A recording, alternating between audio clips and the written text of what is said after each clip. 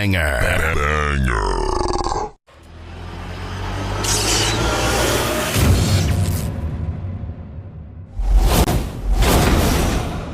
What is your hatred for John Cena? Yo, when Hulk Hogan takes a rock bottom better than you, there's a problem. There's a problem. My man. All right, so give me the camera. One rock bottom. Yo, no, it's more than that. Show, give me the camera. I got the fucking camera. Kenny, I'm gonna have to do it for you. I'm gonna give you the whole spiel. He came out as a prototype. Whatever. You know, he slaps Kurt Angle. Ruthless aggression. I'm not into that. Whatever. He comes out as a rapper. I'm like, okay, all right, I could dig it. You know, he's from Boston, so that's a strike. You know, us New Yorkers, we don't fuck with Boston too much, but you know what? I'll look over that. He's doing his thing. Something original. Some I could, you know, there's something different. It's entertaining. Comes around, and my man has a choice between The Big Show, Kane, or Shawn Michaels. And he gives the most pussiest promo I've ever heard in my life. I will never forgive this. And he's on some, well, you know, I don't want to fight The Big Show because, you know, he's a huge guy. And, you know, you got the Big Red Machine. Who wants to fight him? And Shawn Michaels is a legend. Fuck that, bro. You already beat all these motherfuckers already. Her return on SmackDown. Okay. So I definitely read some rumors about that. Because for whatever reason, and I don't know Cody's reason, you turn around and go back, and people are gonna be, you destroyed thrones, and you go back?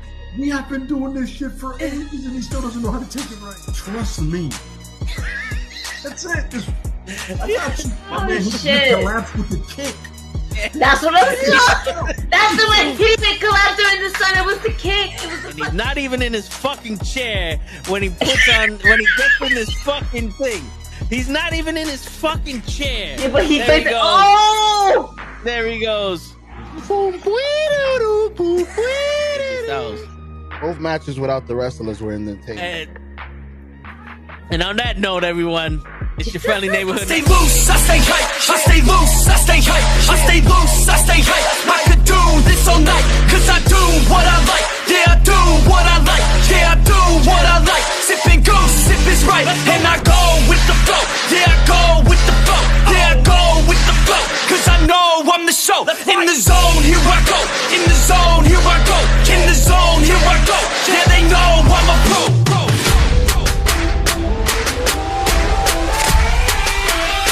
Let's go, let's go!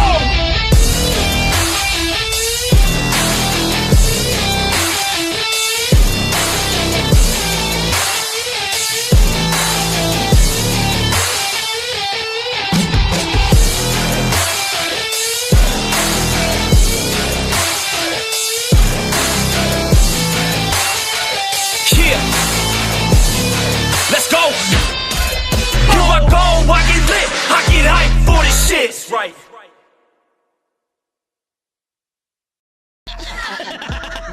Word. He be like, I got a left elbow and a right elbow. I can break your face with any elbow. Make sure that you get elbowed in your elbow with an elbow. Got the arm bar, get the phone ball, get around with the bomb with the bomb ball. Daddy's gonna take you to Jersey Shore. Yo, what's going on, everybody? It's fucking Thursday night. You know what that means? Wrestling with Knuckleheads. We got Janelle in the building. What's going on, brother? How's everybody doing tonight? The boy Toe Tags, we out here, we live. I keep forgetting to announce myself every time we do some shit like this because I'm always announcing our co-host, but I never say my name. If y'all listening to us on Spotify and you don't see us, this is Toe Tags is this voice. That's right, the sexy voice that y'all like, oh, okay, now we know who that is. But shit, man, yeah, man. We got some wrestling to talk about. Now they started the Jey Uso being involved. I'm better bit on what? I don't even know what that word is. Spudention. What? Unless you just misspelled something. You've been suspended? Is that what you're trying to say? You suspension? I'm better bit on suspension. I don't know. I don't get why people upset. A lot of people knew that he was about to go back to the Bloodline story.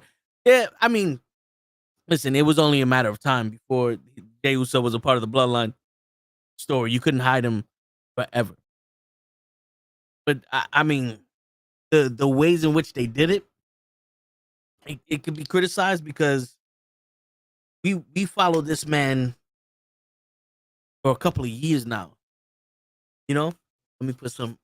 I just finished shaving because tomorrow we supposed to be doing a happy hour and shit. So I'm out here trying to look good. You know what I'm saying? You know what I'm saying? You know what I'm saying? We got some corner bar. You know what I'm saying? So I'm out here trying to look fresh, fresh and so clean while I got a cough and I'm about to die on you. But anyway, we've been following Jey Uso years with the bloodline storyline, the him with the tribal chief, him being the right hand man, him and Jimmy Uso's story, him and Sami Zayn, all this stuff, and then he turned into main event Uso, and for a while we don't see him winning. Vince got a new lawsuit.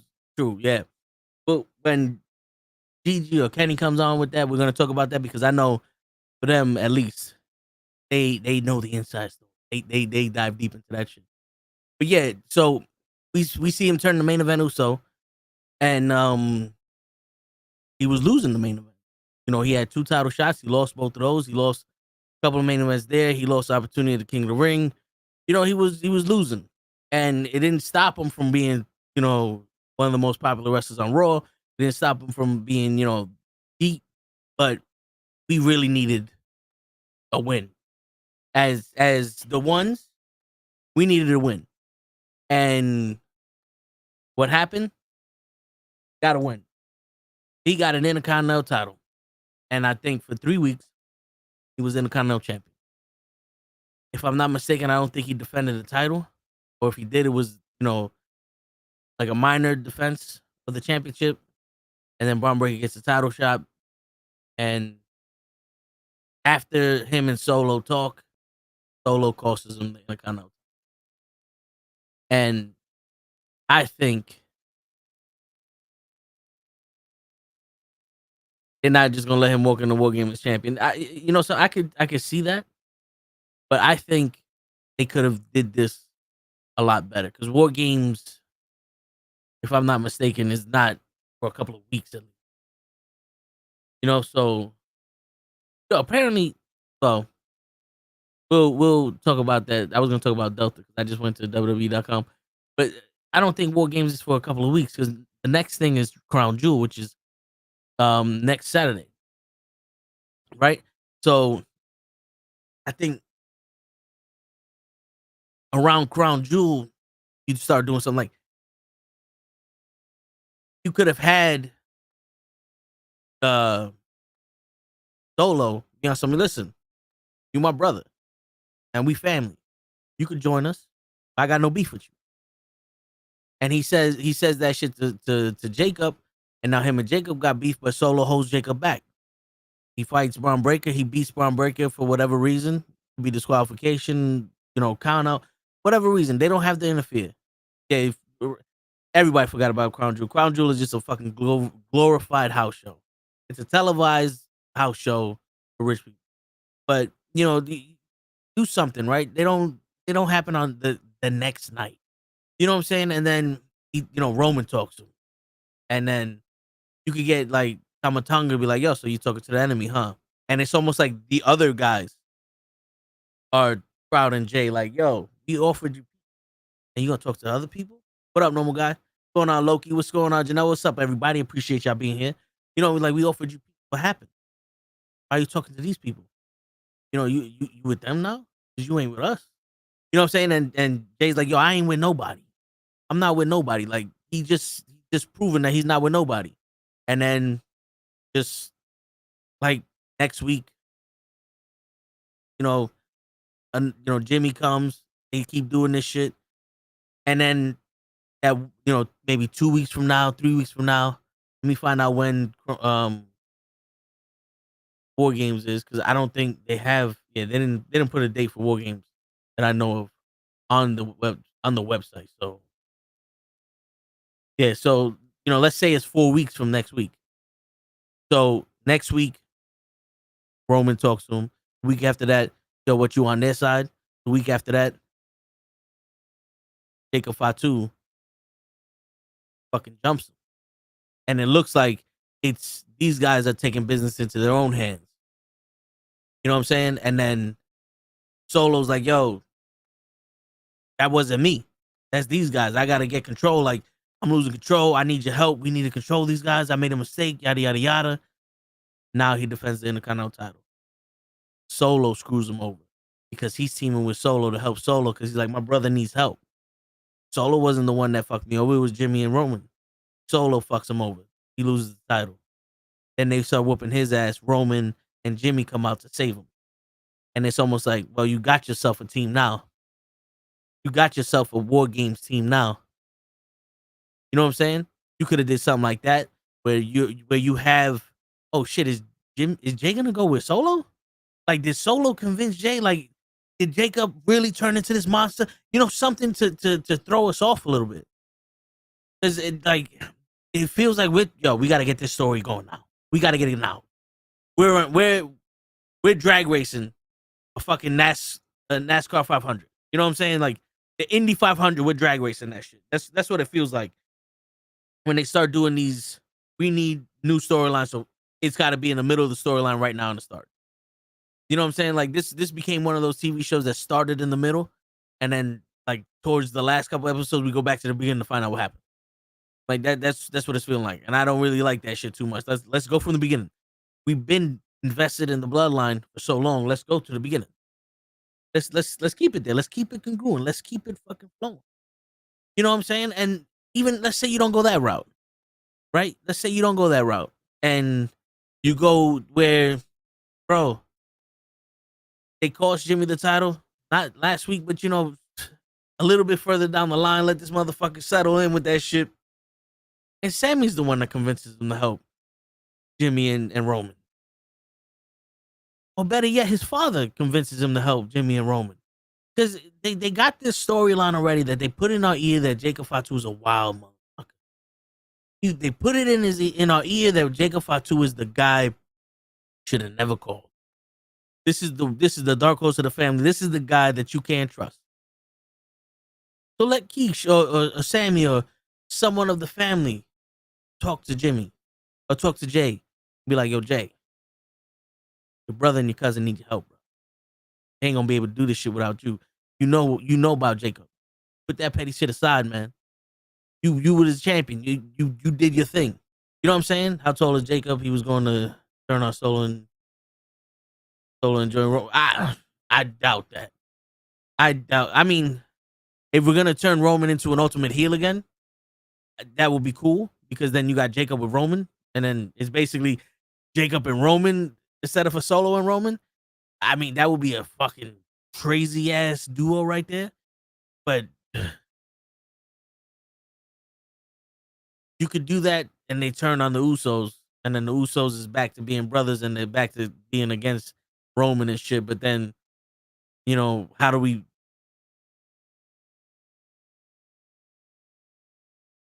I mean, listen, man, that'd be some crazy shit.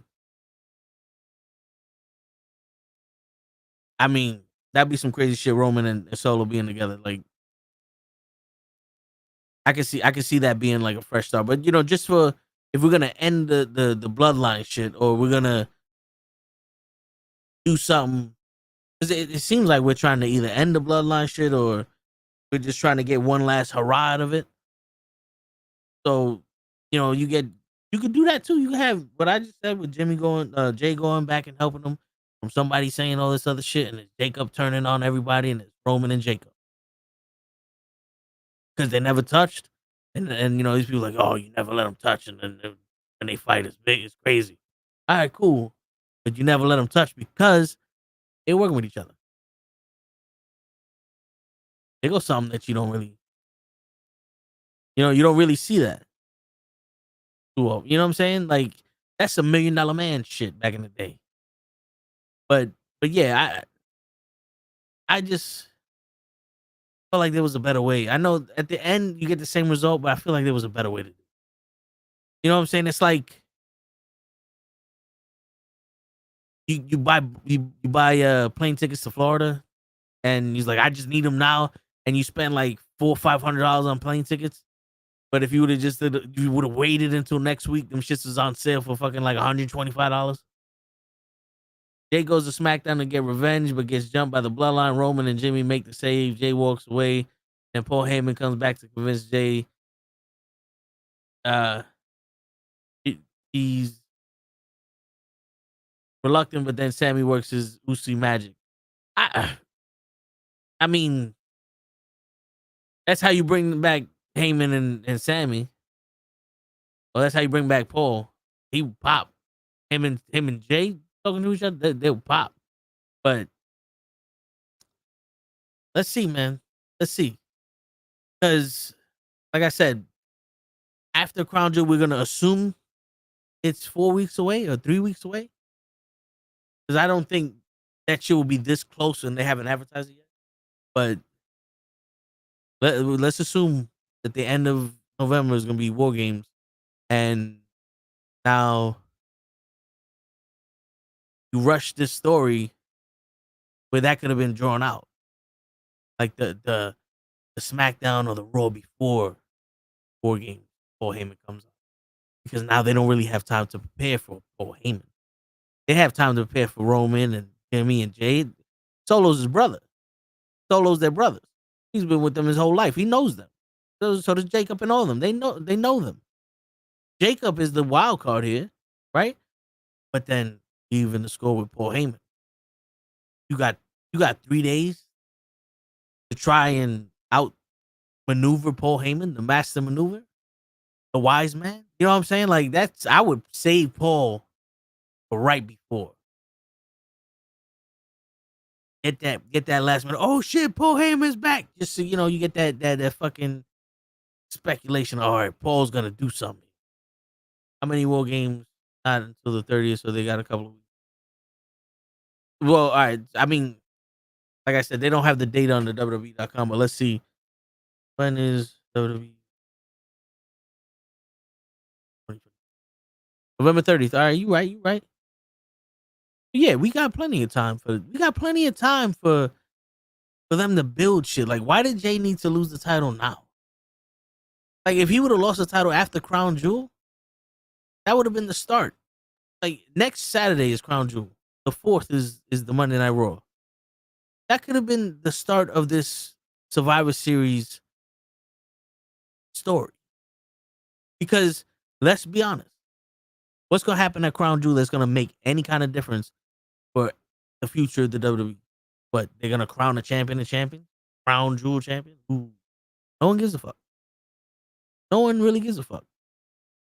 You like JB, like he beats Braun Breaker, or like I said, they count out each other, or the disqualification or something. There's a false finish.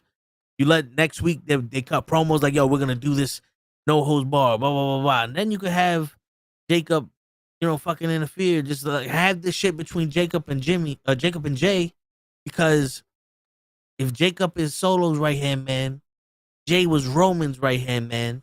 You got Let Me Get Him and I Love My Tribal Chief going at it. They're the equivalent of each other in their respective bloodlines, right? But then like I said, you make it seem like it's Jacob doing it on his own. He's going on his own, going to business for himself. And Solo's like, yo, bro, it's not me. We gotta, and just like, all right, you know what? I believe you, bro. Let's fuck it. Cool. I'm gonna handle Jacob myself. And then Solo turns on Jay. You know what I'm saying? It was like a ruse. It was like, we just making sure that you don't join these niggas. We're gonna take you out before anything. And it's like, well, you didn't do a good job because now I'm with him.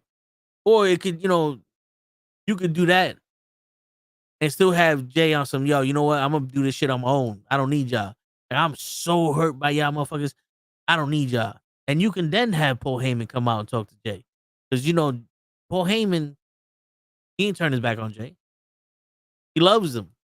The only person Paul Heyman's ever said, I don't agree with you, was with Solo. And Sami Zayn. But that was because he was jealous of Sami Zayn, having all that trust and all that. But when it came to the family, like, Paul Heyman's almost a member of their family.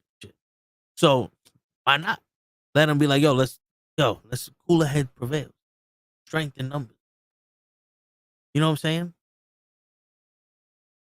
You have 4 people with Solo and 3 people with Roman Reigns. It makes sense to have Sami Zayn join him because he was Usi. He's the most Usi. He's the only other Usi person there. You know what I'm saying? But maybe we do something different. I don't know. Do you want Sami in that storyline? That's the question. How many of y'all want Sami in this bloodline versus bloodline beat? Because not for nothing, he seems like a totally different person. And it almost seems like he would have to be convinced to join them. You know? Because he's got his Mick Foley shit going on now. And Damian Priest is trying to get his title back by earning it, but Finn Balor ain't done with Damian. And I don't know, to be honest with you, I don't know if you can end this rivalry. Because this seems like something, as long as the Judgment Day are around, they're going to be beef with Rhea Ripley and Damian. So I don't know how you would end it. You just gotta delay it. Like, you gotta be on some, all right now we gotta let this guy do something here. So we gotta distract these people, tag team title shots, and let Damian Priest earn his title shot. I want to know how he's gonna earn it. He's gonna have a one-on-one match with Tozawa, and now he's the number 1 contender, because usually that's how they do it. We're gonna have a 4-way match for the number 1 contender of Gunther's title. All of a sudden, Damian Priest, Dragon, fucking Rey Mysterio's boys, and Tozawa, and then Damian Priest is the only one in there like that can possibly win the shit. And he wins it, and now he's the number 1 contender. You know, like, that's how I see the shit now.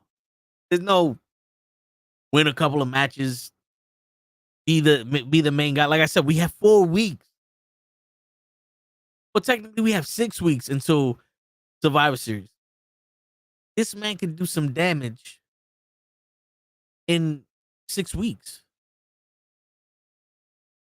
Am I bugging? You know what I'm saying? Like, you can do something to make him earn it. Like, you can even have Gunther, like, you want a title shot, you want to have, you know how you earn it? Fight him. Like they did with Kofi Kingston. They made Kofi Kingston go through all these tournaments and all these gauntlet matches when he won the Elimination Chamber for the number 1 contendership. Do something like that. Let him earn it. Don't just give it to him by, all right, we got this throwaway match and Damian Priest is going to win this shit. Here is somebody yell. But anyway, yeah, so also, let me know what y'all think about Sami joining this. But today's topic is SuperFans. Now, originally, I bring the discussion to the group that how do we know what a superfan is? Like, what makes people a superfan? And then Ray and everybody adds on to it, and it came down to, are you a superfan? And are superfans ruining the WWE? Where's Shinsuke Nakamura? That's a good fucking question. I don't know if he's on SmackDown, he's on Raw. All I know is that they fucked him up with Seth Rollins and Cody Rhodes. Maybe he comes back, but what is he gonna do though? Like, he's not for nothing. I mean, I would love for him to come back to King of Horror stuff. He doesn't have to do the Japan shit, but just be that guy that you can't beat. I don't like. He's always the stepping stone. He's always the fucking. Well, we need somebody to fight him. Put in Tozawa. You know, I mean, put in Nakamura. It's like, let him do something. He should have had a way better match with AJ Styles at WrestleMania. That match should have been amazing. He should have won the fucking title. They really slipping with this fucking. They really slipped with him. You know, if not having him champion, because in all actuality, I know they say, if you're not here to be champion, then you blah, blah, blah. Vince said it already in that document. that's his. Well, that's the WWE title. They put it on you because at the time they feel like you. And like I said, that's for them. For us to see it, Shinsuke can, like, Jake the Snake Roberts was never champion, but he's one of the fucking legends. Shinsuke could be one of those guys that just fucking phenomenal. I'm not saying he's not, but him and Finn Balor aren't anywhere near where they're supposed to be based over their projection when they were in Japan.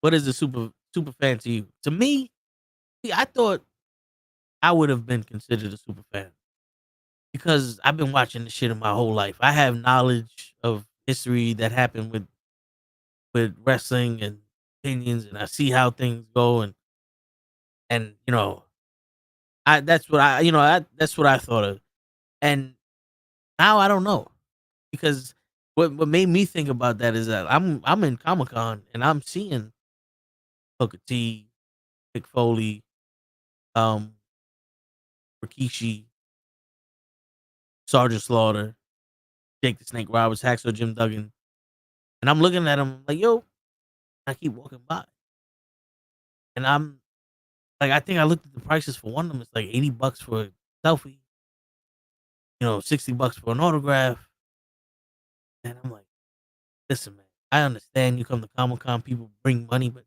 I don't have, like, I didn't have that money, and if I did have that money, I don't know if that's something I want. You know what I'm saying? So it's then I'm like, am I supposed to? Maybe I'm not a fan of wrestling, or maybe I'm not a fan of wrestlers. I'm just a fan of wrestling. I don't know. That's what made me think like, what I'm not jumping to go buy everything from them. I don't I see like a wrestling poster and I'm not like, I need that. Like, you know what I'm saying? Like,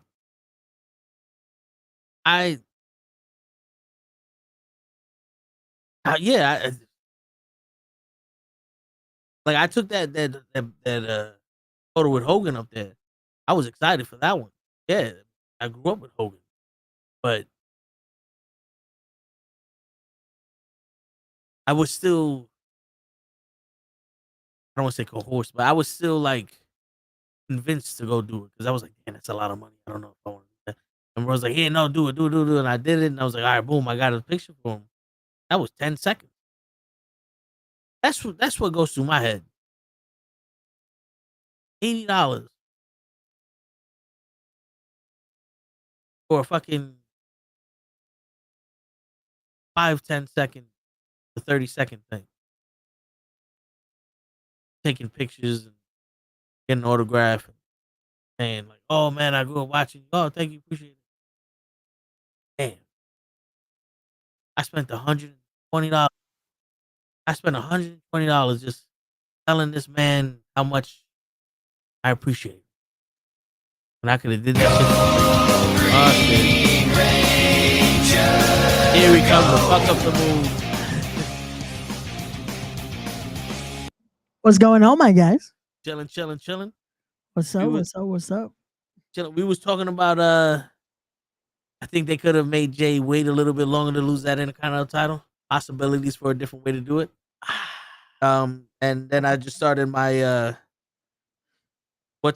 why I came up with the topic of the superfan. Oh, okay, got you. Yeah. You want me to give you a quick synopsis of what I said? Sure. All right, so I had two things. Yep. One, he speaks to Solo like he did on Friday, and Solo's like, yo, bro, I never had no beef with you. Matter of fact, you're the only one I respect out of all. You have an open invitation into this bloodline, but we're gonna let you go on your way. Then on Monday Night Raw, or later on SmackDown, Roman talks to him, does the same shit. Then on Raw, Tamatonga's like, yo, I thought we told you we had no beef with you, bro. Gonna talk to Roman, what's that about? He was like, yo, mind your fucking business. And then he has the match with Braun Breaker. No one interferes, but there's a count out or some kind of false finish. There's no definitive winner there. You know what I'm saying? Maybe Braun Breaker goes too much and gets disqualified or something like that. And they're like, yo, we need next week or in 2 weeks, we're gonna have a no holds bar match, a cage match, something, a definitive winner. And then the week after that, they cut the promos. And then Kamaloa comes in like, yo, what's up, bro? You gonna join us or what? Your brother didn't appreciate you. Roman didn't appreciate you. We appreciate you, brother. You know what I'm saying? They have their match. Jacob comes and he fucking calls Jay the title. Jacob calls Jay the title. And Solo on SmackDown invites Jay over and goes, yo, bro, that wasn't me. Ever since you said that shit to Jacob, I can't control this motherfucker no more. You know, he's snapping at me like this dude's wild. Dude's right. Yo, we got to do something about this dude. Like, I don't know who to go to. You my brother. I need help. And Jay's like, he's starting to be convinced, like, you know what? I told you this motherfucker was bad news. You shouldn't have never, brought him in this. Fuck it. I'll help you. And then Solo turns on Jimmy. On some, bro, if you ain't a part of us, you ain't a part of nobody. Yeah. But they don't do the job. Okay. And Jay's still around. Now, this part I'm going to steal from Janelle because Janelle did throw this in there. I mean, not Janelle, JPS World. Gotcha. I'm going to steal this part from him because I did forget about this person. Paul Heyman, the week before War Games, speaks to Jay. Okay. And I say the week before because how do you plan for Paul for 3 days? Like, if Paul Heyman comes back now, you could plan for whatever Paul's going to do because Solo knows the Usos. He knows Roman. He knows what they're going to do. You can plan for them. You can't outplan Paul Heyman, especially when there's 3 days. You don't know how long Paul's been stirring some shit up with the plan at War Games. Yeah, I feel that's the mastermind. Oh man, I like that. Okay, keep cooking. And then Jay joins, but the thing is, there's a dilemma here because you got 4-on-3 for War Games. So like the easiest thing to do is add Sammy. Yep. But Sammy's at a place right now where he's like on a McFoley shit. He's a totally different person than when he was in the bloodline. So do we add another family member or do we just say fuck it? And Sammy goes, you know what, bro? I had you back then. I got you back now. Just to Jay.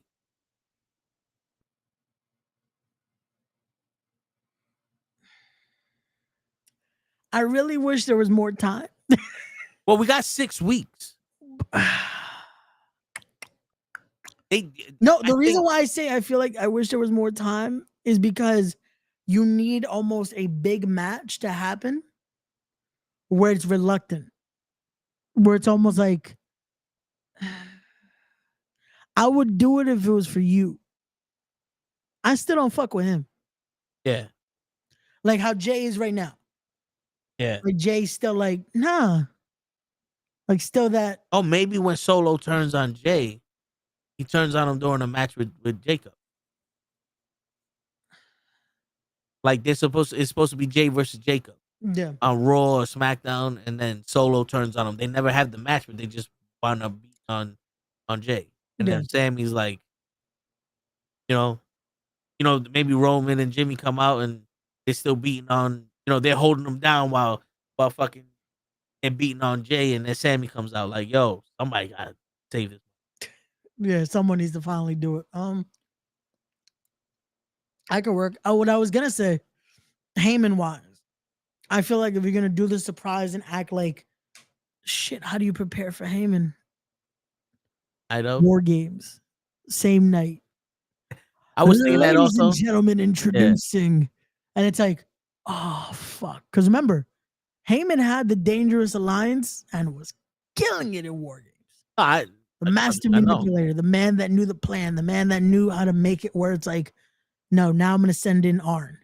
Now I'm going to send in like little things like that it's like scouting when to send who in. But also the thing, I think if you do it on the Friday or the Monday before War Game, there's always a surprise at Survivor Series. Oh yeah, you're going to build. There's always a surprise. You know what I'm saying? The surprise would have to be, if anything, that's when Sammy finally agrees. Yeah. That's when Sammy finally, like, you know what? Now I'll fuck it. I'll do it. Like, have it be a moment where they're fucking. It's 3-on-4. They're getting yeah, the whole match is 3-on-4, and then it's like just through technicality we have to do the countdown, and then it's like and then he comes and it's like, oh shit, he loves her. He loves her. Comes out with the chair to even the odds. Comes in with a baby. He threw the baby at Solo. Sammy got the balls to throw the baby. Oh man, but there's moments like that you could do. I agree though. Maybe it was a little too early, but I also feel like it was kind of written. We knew Jay was losing that title eventually that way. Like it was gonna get a fucked over way to lose it. I kind of wish they would have done it at the pay-per-view if they were gonna do it at all. Yeah, I mean that's the thing. I told these people, I said it feels like we're watching a brand new show. And it started in the middle. Yeah. And towards the end, they're gonna be like, all right, let's go back to the beginning and show you what happened. Yeah, like I feel like it would have been better to just at that point could have just taken her away from him at the pay-per-view. Like, but I know they wanted to sell, oh, The Rock is here, and this is happening, and this is happening. So I get that, but it was just like, damn. Because like, I don't, to be honest with you, yeah. If it was, let's say, Roman, Jimmy, Jay, and The Rock versus Solo, Jacob, and Wheels of Destruction or Wheels of Destiny. Yeah. I think I would have been like, this just smells The Rock is gonna turn on Roman. Like, I don't think The Rock needs to be a part of this. Yeah. And to be honest with you, that would be too much of like that. It's like, all right, you're bugging. You put the fucking dream team against a fucking middle school team. Like, you know what I'm saying? Like, all right, this is unfair. Yeah, this is just like, yo, even I would see like, yo, they're about to get their asses kicked. Like, word. Who booked it? Like, word. Like, come on. Because bro, even Jay on his own took out both members of God though on Monday. Though. Yeah, that's the and like we've been saying this shit week after week after week. Like, how many people are gonna kick their ass on their own? Like, Jay was able to take out both members of God on his own. Braun killed Solo. Like, that fucking spear was just like, God damn, pal. Yeah. Like, that spear was, and I know y'all were like, no, it's a clothesline. It's like, no. He did the spear. He just didn't aim it correctly because that was just like, here we go. That was a bad fucking spear. That was a bad fucking spear. Like, why was he so low? I didn't even need to do a pun, but it's like Solo was legit so damn like under with it. That was just like, yo, why did you do that? Take it, like, this is the best place for you to be, to Jen just and down. Yeah. Instead of, oh, let me get low and take it all the way. Because he could have pulled his shoulder out of his socket at that point. Yeah. Like, he could have done a lot. His clavicle could have been fucked. He could have been his rotator cuff could have gotten fucked up in position. Like, there was a lot of things that could have gotten messed up there. But hey, yeah, man. It is what it is. Yeah. Yeah. Again, I agree that maybe the timing was a little off, but it's also, I get you have to kind of start somewhere. And now I guess we'll start to see the rebuttal of, well, now I'm going to show up on SmackDown tomorrow in Brooklyn, which, damn it, if those tickets weren't as fucking expensive. Because I've been looking this all week and I was like, maybe. Because, bro, the fact that they're doing MCMG tomorrow versus DIY, I'm like, to see that in the WWE ring is going to be crazy. Yeah. Like, damn. But it would have been dope if you see that shit in a fucking premium live event. Well, yeah. Just to see it, like, to see that in a ring, in a WWE ring is insane just because of the journey those four guys traveled. Like the Alex Shelley's, the Chris Sabins, the Tommaso Ciampas, the Johnny Garganos. Four guys that if you asked anyone 10 years ago, it's like, nah, they're never going to make it in WWE. They're not going to make it to WWE. Yeah. These are indie guys. These are indie guys, maybe TNA. They all killed it in Ring of Honor, but that's about it. Maybe one day, if there's an alternative, maybe TNA. They'll do it in TNA. And To be then, honest with you, I thought Motor City Machine Guns were kind of like past their prime. bro, You know, this is what I'm glad that's why now that they're signed, it's almost like boom. It shows you though, people that have put the fucking work in, look at that. Because, bro, again, a lot of people will be like, yo, it's shocking that they signed him at this point. Because yes, they're both a little older now, but can still fucking go and putting on classics, man. Alex Shelley this year, his last like little bit of run on the indie scene was killing it against anyone you put him in there with. With the Speedball Mike Baileys, with the Ace Austins, with shit, I'm drawing blank on the rest. With Alan Angels, Bad Blood. He should have wrestled Bad Blood, but Bad Blood don't want to wrestle him. Chris Sabin also. Chris Sabin doing his thing, man. Like, they've had a crazy fucking run. And to finally make it there, it's like, you know what? It's about time. It's about time. Yeah. I mean, they were dope. And see them here, it's just because I guess like we're gonna define a super fan. Yeah. But I'm just gonna say, I guess because I'm not a super fan, I see them here and I go, fuck. If only there was a tag team. A tag team like what? A tag team division. Ah, okay. No, you know what I'm saying? Because agreed. It's like AJ Styles came, and not once did I go, fuck, if there was only an Intercontinental. Yeah. Because it was like, no, AJ Styles deserves to be champion. Yeah. That man carried TNA. Yep. That man went to Japan and carried New Japan. Like, he's champion material. Yep. And they showed that. Yep. He won the title. They come in, they're championship material. You put the titles on them. Now what? Yeah. Because the thing is, they're gonna wrestle DIY, which is DIY good. is a good tag team. Yep. And then what? The Street Profits phased out. They fizzled out Yep. after their hottest streak. They fizzled out.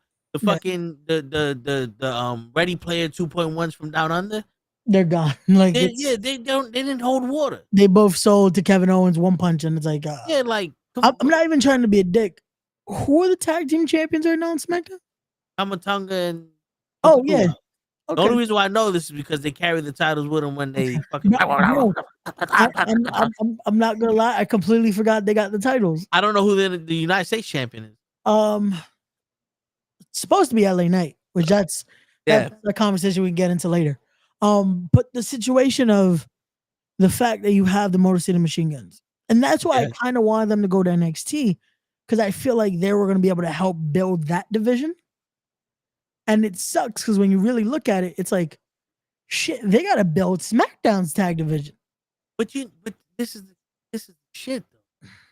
Motor City Machine Guns is not a fucking team you put to build your tag team division.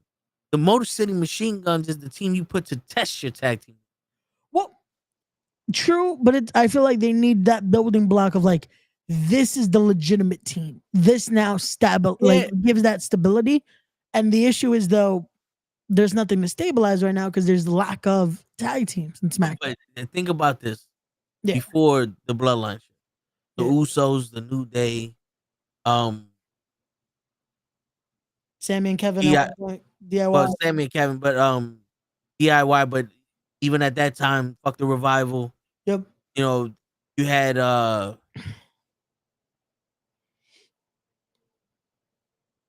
some tag, like there was multiple tag teams because they were all on the fucking pre-show.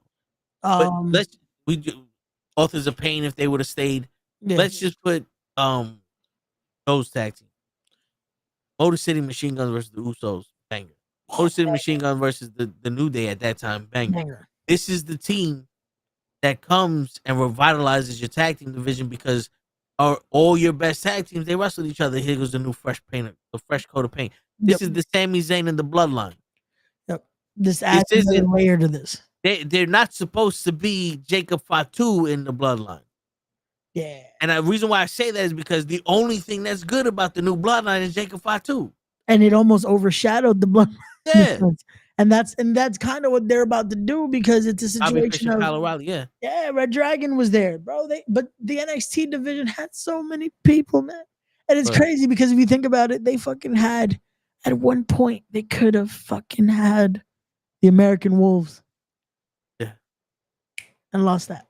But it is what it is. I hope Raquel gets a title shot. I feel like that has to lead eventually to that. Because of you're gonna have to have that moment where she finally snaps and says, "Fuck this! I'm the fucking like I'm the chingona," you know. Yeah, we got the the rules of the Sith Lord. Like the Sith, there can only be one Sith Lord. Yeah, and an apprentice. In WWE, there can only be best friends for a limited amount of time. One best friend must turn to the dark side and beat up the other best friend. Yeah, one gotta be the nice baby face. Yeah. But when it comes to this, though, like I said, they shouldn't have to build it, but they're gonna unfortunately have to. And at this point, it only fucking means well if they do this the right way, and that is Machine Guns win next week. Machine Guns win those titles, and you let them build a division. Because if you have them lose against God. I feel like no, because of God also being a part of this bloodline storyline, you're gonna screw them out those titles.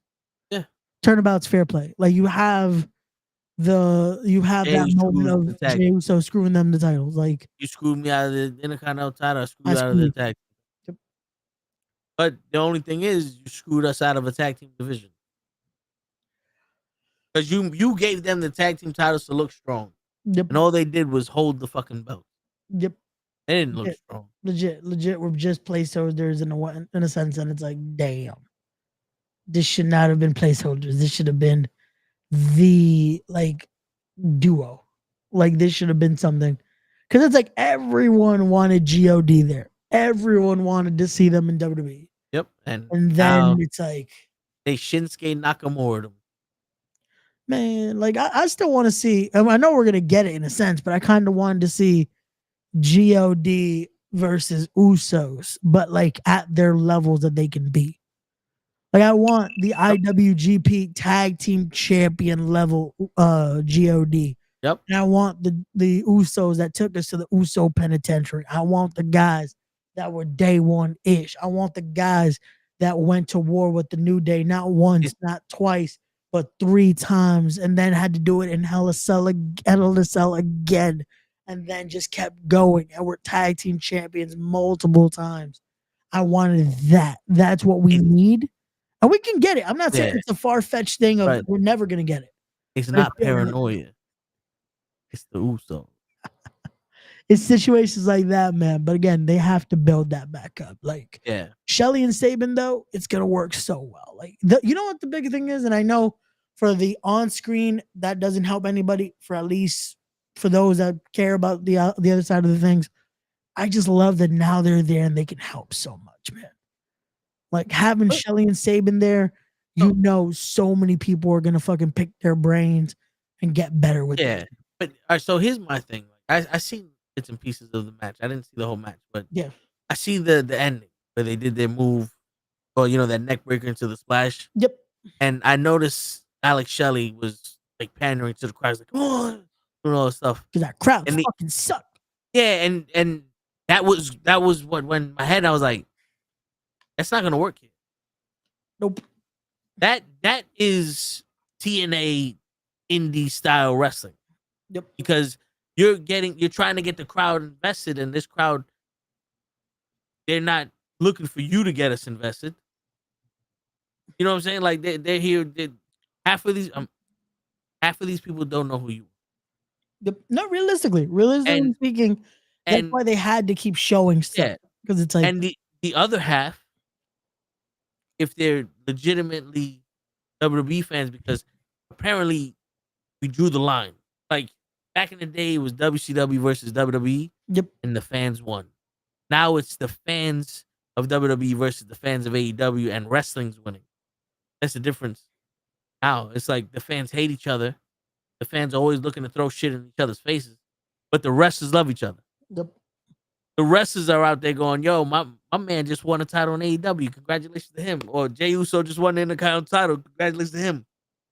My wife didn't leave WWE to come to AEW. She left to go sing. You know what I'm saying? Like the whole wrestling industry is together, and the fans are doing a turf war.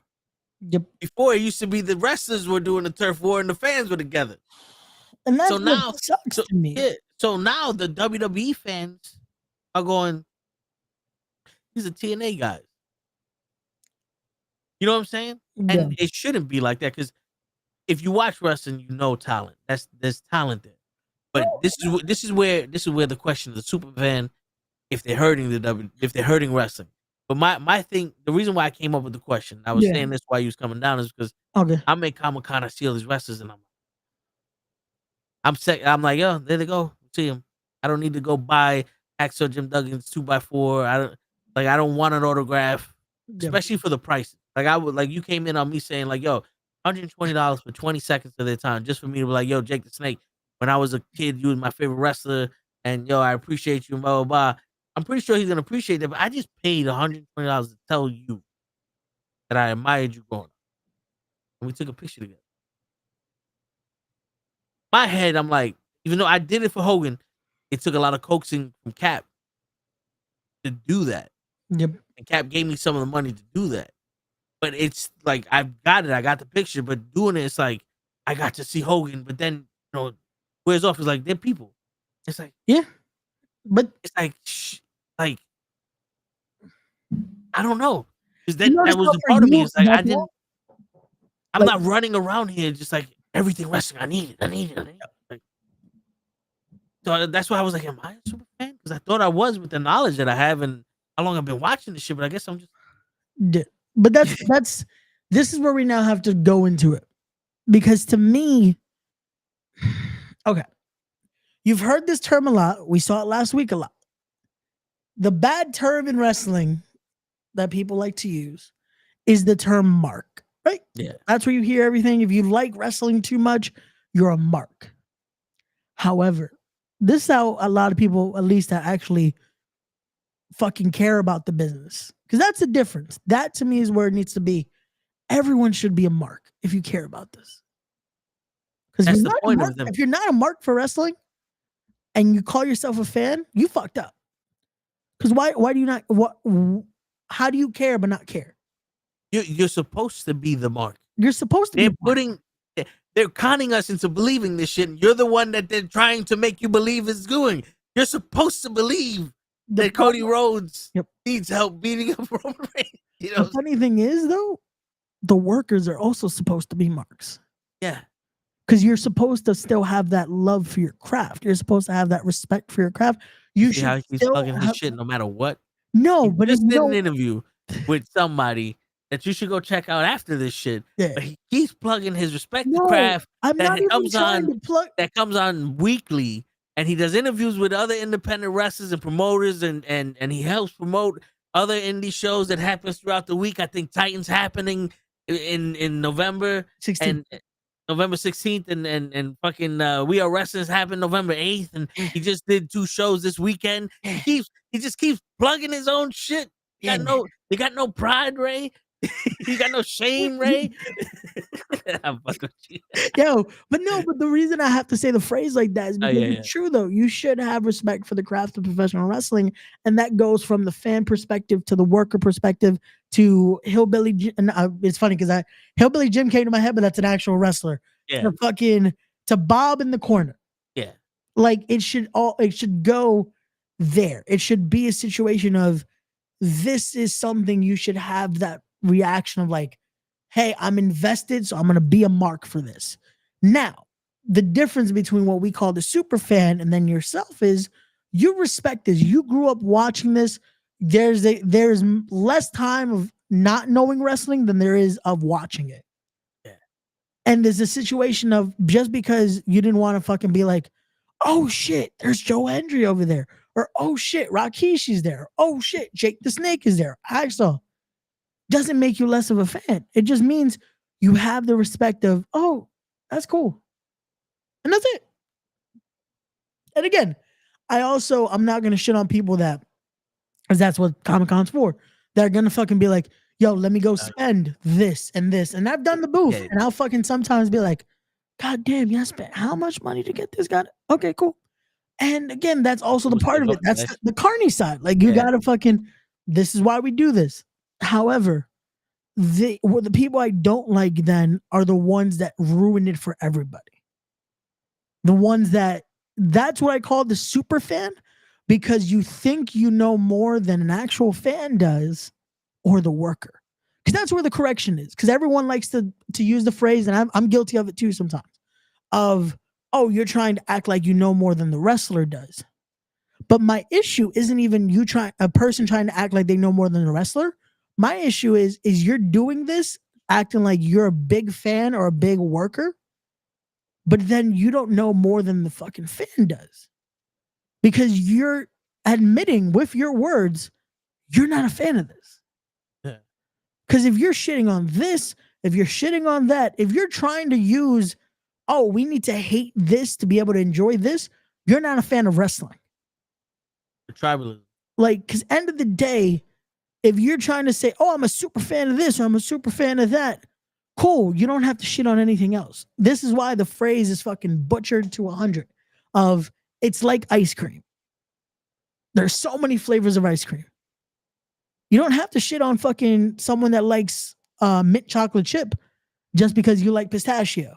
Yeah. Or if you like fucking vanilla. Everyone likes the only thing you shit on is vegan. No, but it's true because while you're saying this, I'm thinking like, let's do another sport. Someone who's a super fan of football or someone who's a super fan of basketball watches all basketball. Yeah. And they like all of their fucking teams. Then they watch every game.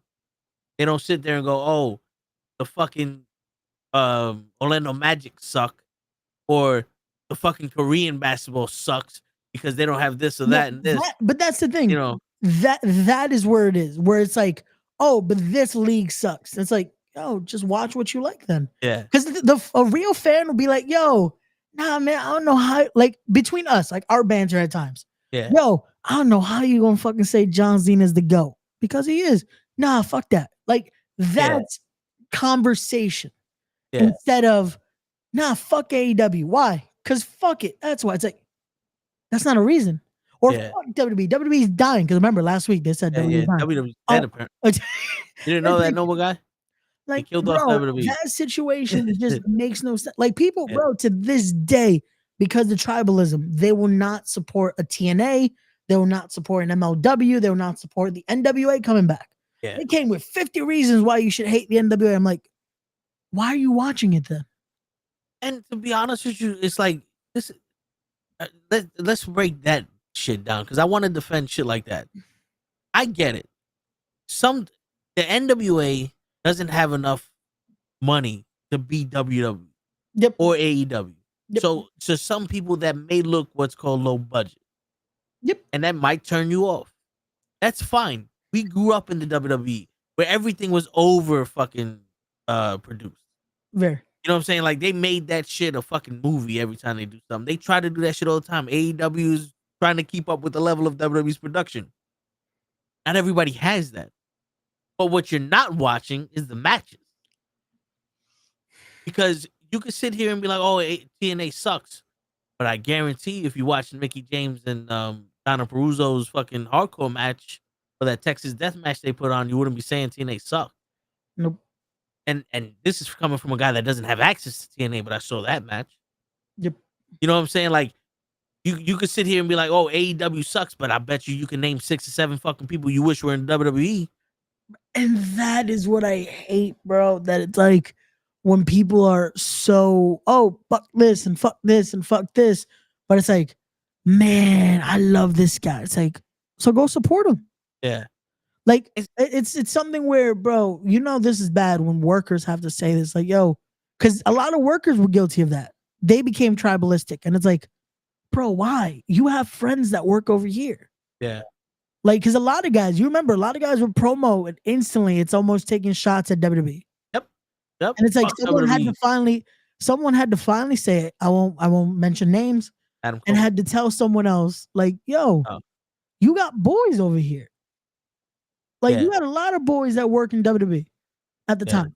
You got a lot of boys that work over there. Like why no one is between the workers? No one's having that. Like, yeah, they'll have friendly competitions. Like, yo, look what I'm gonna do.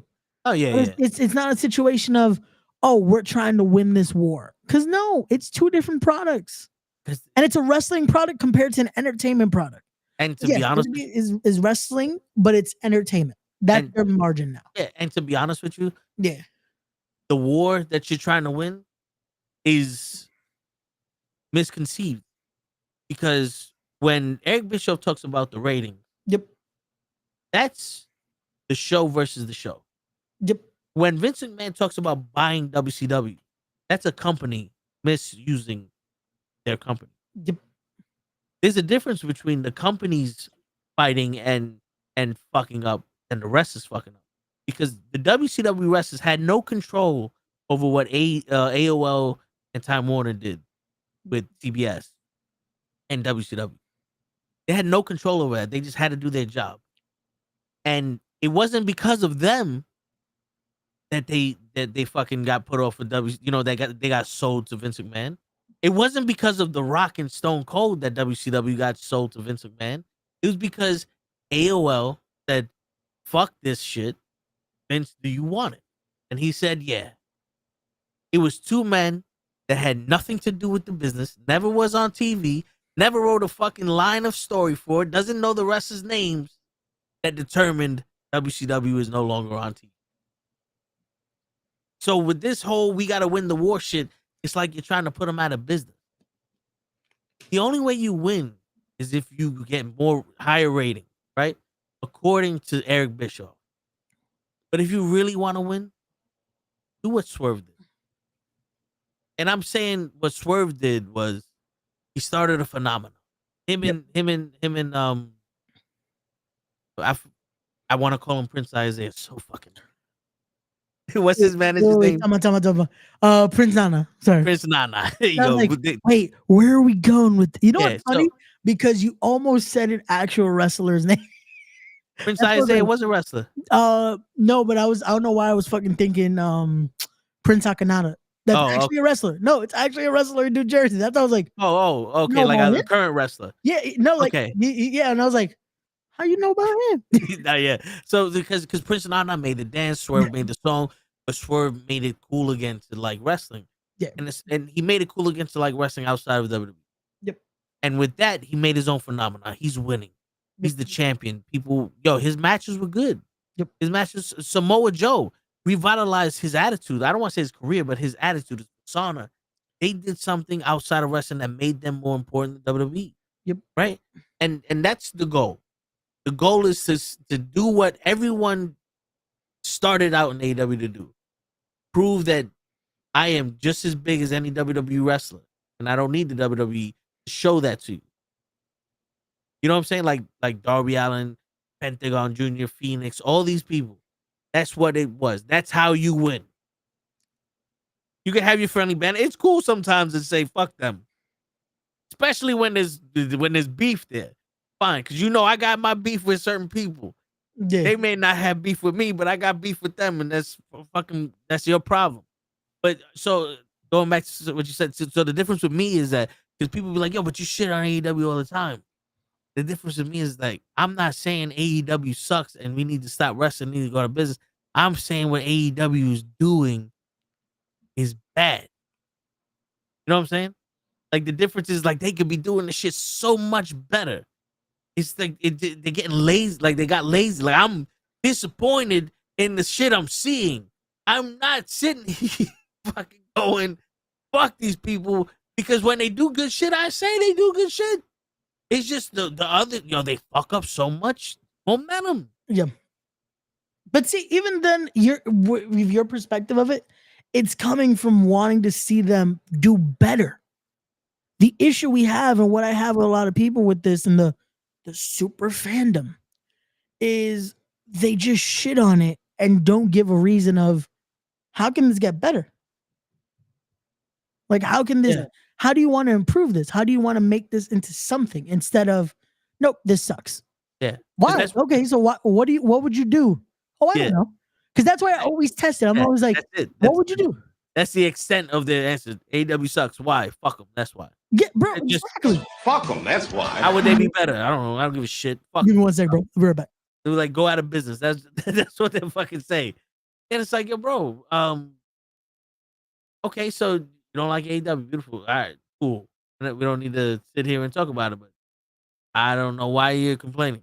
But yeah, and so I guess according to Ray, the super fan is those toxic fans.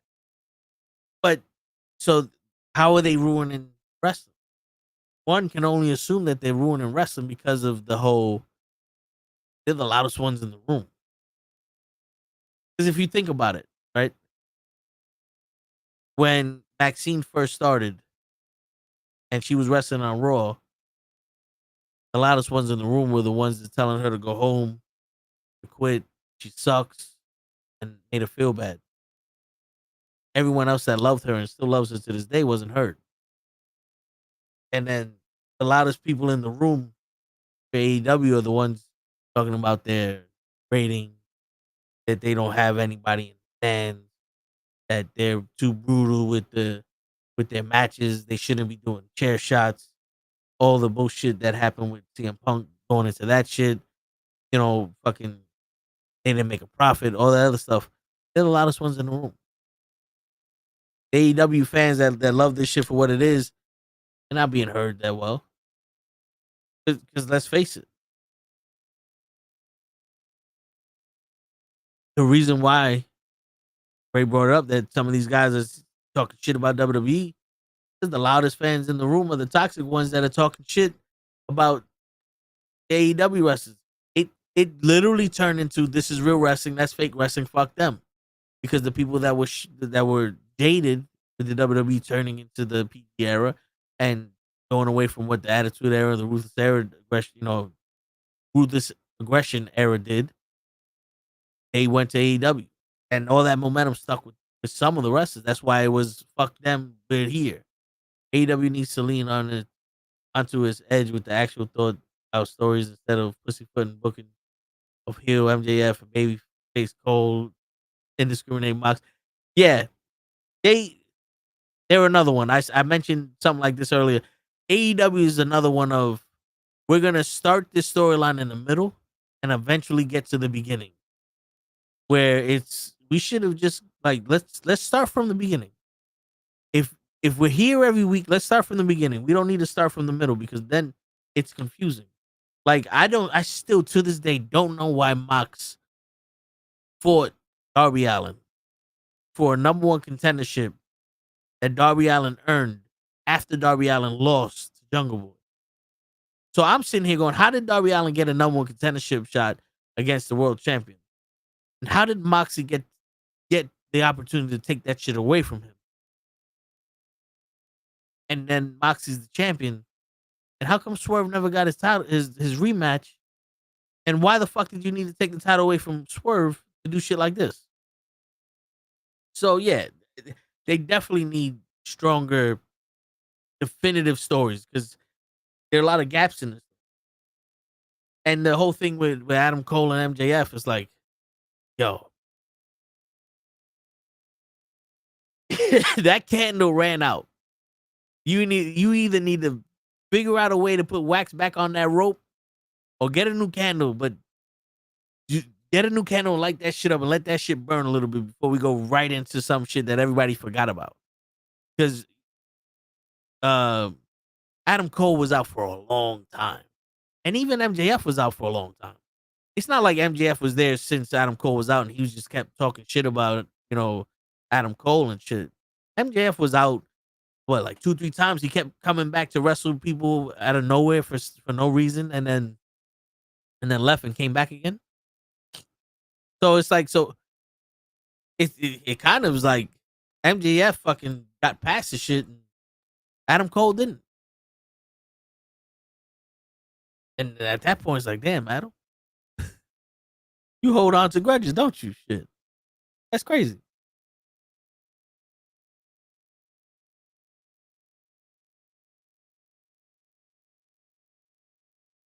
You know what I'm saying? Like that's crazy.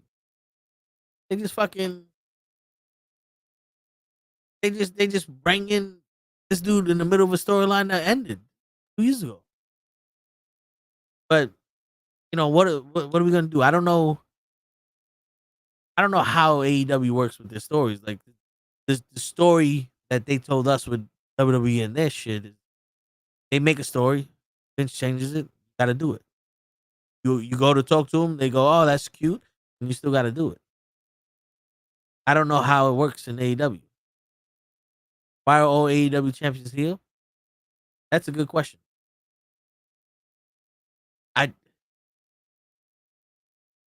I want to say maybe because it's easier to write stories for a heel, but maybe they don't realize that all their champions are heels. That like I mean, it wouldn't put it past them if they didn't realize all their champions were heels and they just said, "Yo, we need some kind of story for these titles." Oh well, put it on the heel so that way he can do whatever he wants with it, and then when we get somebody to fight him, we'll get somebody to fight him. Maybe maybe that's what it is, but I didn't even realize that shit. I'm not gonna lie, I haven't watched AEW like that for a while, but yeah, that's crazy. Their tag team champions should have been Private Party. It shouldn't have been heels. Should have been Private Party, but they missed the opportunity with that. Yeah. They don't need to be heels. Maybe the world champion Moxley, because they started something with Bryan Danielson, and let's see what happens from there. But Okada just holding the title. The Young Bucks just seem like they don't want to give up that title. Takeshita earned his title. I'm not gonna lie. Takeshita deserves that title. He should be champion. Mariah May, she may or may not be waiting for Toni Storm to take that shit back. But even Toni Storm was a heel when she was champion, so she fought Mariah May. So I don't know. And Mercedes Moné is the fucking heel champion, and I don't know what they're doing with that title anymore. Does Private Party split, or do they get a close by the? I don't know. I don't think it's a good idea to. What's going on, DJ? DJ's in the house. Do I need to clown somebody already tonight, or no? Tonight everybody's cool. Everybody's cool. WWE right. is back to life. They're not dead anymore. I was coming in hot. I was like, "Do I need to clown?" Yeah. Like, okay, we're here right now. We're not here. Okay, we're not here. Okay, yeah. Okay, yeah. But yeah. So I mean, they just actually Private Party split. I don't think they should split. I think they should be champion. Private Party. Yeah, I think. No, they're red hot. They really grew up. Like if you think about, because I remember that very first event that AEW had, and I remember, they had the outfits with the like the tuxedo tails on them and everything. Yeah. And and I was like, okay, they look like the Black Hardy Boys, which was fine. But they matured, like their whole thing has matured, and I'm like, yeah, and the crowd is loving them. So yeah. It's about time. They're a championship tag team right now. Word.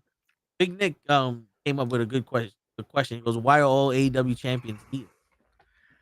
And why are they heels? They're all heels. And I'm like, I think just because they're all placeholders. And I think that's poor writing and planning. So yeah, it's just more, when we see the bad guy win, that's more interesting just by itself. I mean, I think most people out of the original 3 Star Wars, like most people say Empire Strikes Back is the best one, right? Yeah. The bad guys win at the end of that movie. Okay. Which, let's be real. So, and I think that's what happens when wrestling, when you kind of paint yourself into the corner, then you go, okay, well, let's have the heel win, and beat up the white meat baby face. Yeah. And then you get attention, so that's why I think that everybody turns into a heel that's a AEW champion. Shit. So, all right. So you missed a few things. So I started the show by myself because Ray was still doing his interview. So we was talking about Jay losing Intercontinental. Okay. And course, it has to happen because he has to be drawn into this bloodline shit some way. But I think it happened prematurely. I agree.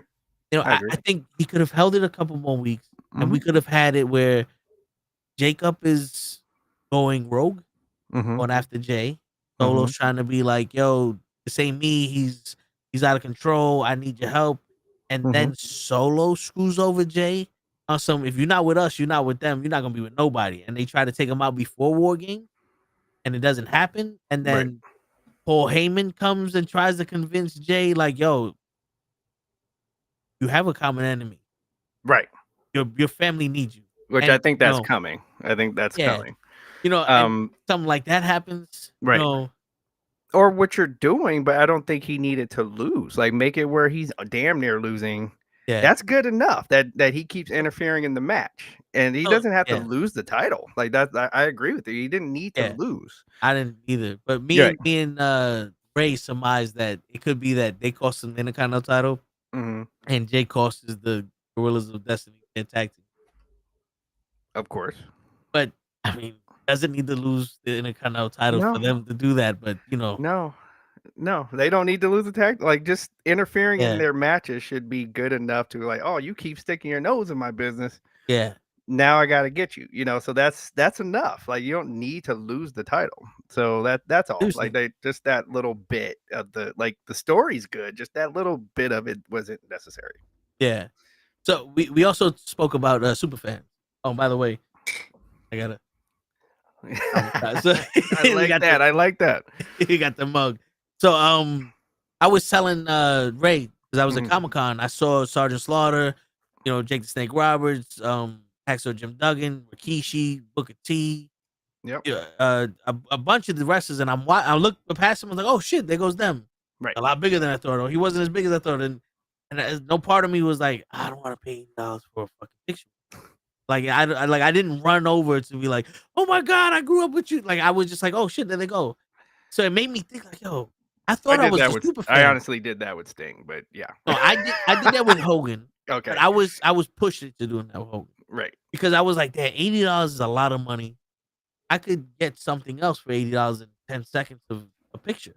But my brother was like, no, you gotta do it. So I was excited. I'd like 10 seconds, I got a picture with Hogan. I was like, oh shit. But then you realize it's like, I paid $80 for 10 seconds. But it's an experience though. Yeah, like it's true. Yeah. But, so now I'm like, I don't know. I'm like, maybe I'm not a super fan. so Ray was saying that his version of the super fan is that guy that it doesn't like anything. He thinks he's smarter than the business, like he's smarter than wrestlers. Like those people like AEW sucks because they don't do this shit, or WWE sucks because this, but they still watch it. To watch it. Yeah. Yeah. He's like, that's the worst kind of fan is the super fan. What is your definition of a super fan? Super fan is like, I guess, like when you can go and watch with a clean slate, like where you just, like when I go, especially when I go to a wrestling show, I forget all, like on purpose, I forget all the terminology, like, and forget all the stuff I think is happening back, all that. I just want to see the show. I put the blinders on. I just want to see the show. Fool me. I want to be fooled. Yeah. Okay. And I think that is the best fan. Like, go ahead and let yourself be that 6-year-old that still kind of thinks it's real, and just have fun. To me, that is the best fan you can be. Forget all the names on the side of the ring and all that. But the problem is that sometimes, like as we're older, you can have something just like you're trying to enjoy the show that way, and it's something just so bad, like just that was just horrible, that takes you out of it, and then that's where I get upset. And then when that happens, go suck a dick, suck a dick, suck a motherfucking dick, suck a huge or small dick. Always a segue for Gigi. I'm like, I'm waiting. There it goes. There it goes. Like, we're not gonna let DJ know. DJ can't see me. That's okay. No, I can't. If you ever see me go like this, is because I'm asking Gigi if she's ready. Oh, okay, got it. That's yeah. I thought you were saying I was making some good points. So I was like, yeah, let me keep. You were. Keep it going. Keep it moving. You got it. That's fucking hilarious. How you guys doing today? I'm Doing all good, right. doing good. What are y'all talking about? Friday Junior in this bad Yeah. boy. So, well, DJ was telling us his version of what a super fan is. Okay. We were talking about Jey Uso and the Bloodline losing the Intercontinental title a little prematurely. No yeet. Yeah, and why are all AEW champions heels? Why what? AEW what? All They're of all the heels. AEW champions are heels. And I was sitting there like, I didn't think AEW realized that. And then I didn't realize. and his follow-up question is a good one too. Name the great AEW babyface champion. So There's great none. follow-up question too. Yeah. There's none. You know, it's funny because I was talking to Henny Wrestling just a little bit about how, you know, we don't really kind of like go into, we're always quick to kind of dictate shit that Triple H has done, but we don't really kind of talk about the terrible booking of Tony Khan and Jericho, because besides Jey Uso losing the IC title, which is stupid because the man didn't even have the title for about 30 days. He had a whole 28 days. My man couldn't even make a calendar a month, right? If it was And you February, take it he would've away been from all right. him, Yeah. right? And then on Wednesday, last night, we have a rematch for Mark Briscoe's fucking championship title, and you give it to Jericho. You give it to Jericho. We just had this match, and Briscoe went over, and we were like, it was the right call, right thing to move. Only for them to give it to Jericho. And it's like, why? Why are we doing this? Why are we giving this to Chris Jericho? Why are we still putting these championship belts? Yes. Where? Yes. Larry Hogan, Yes. I agree. Absolutely. Not gonna work for me, brother. It feels like. It feels like he's always trying to go over. The Young Bucks are always trying to go over. And it's like, you guys, we gotta stop fucking doing that. So as Big Nick is saying there, and that like he segued perfectly, they're making the exact same mistakes. And Jericho should know better, because that's why he went to WWE, because he didn't like that what WCW was doing, with where the older guys always got what they wanted. But here's the thing. Now Jericho is in a position where he is now the older guy. That's what I'm saying. He should know better. And here he is. You would think someone would know better. But no, just like, you would think that Ray over here would change his picture to himself, and not so. And now we got fucking twins up here of Danny DeVito and Arnold Schwarzenegger.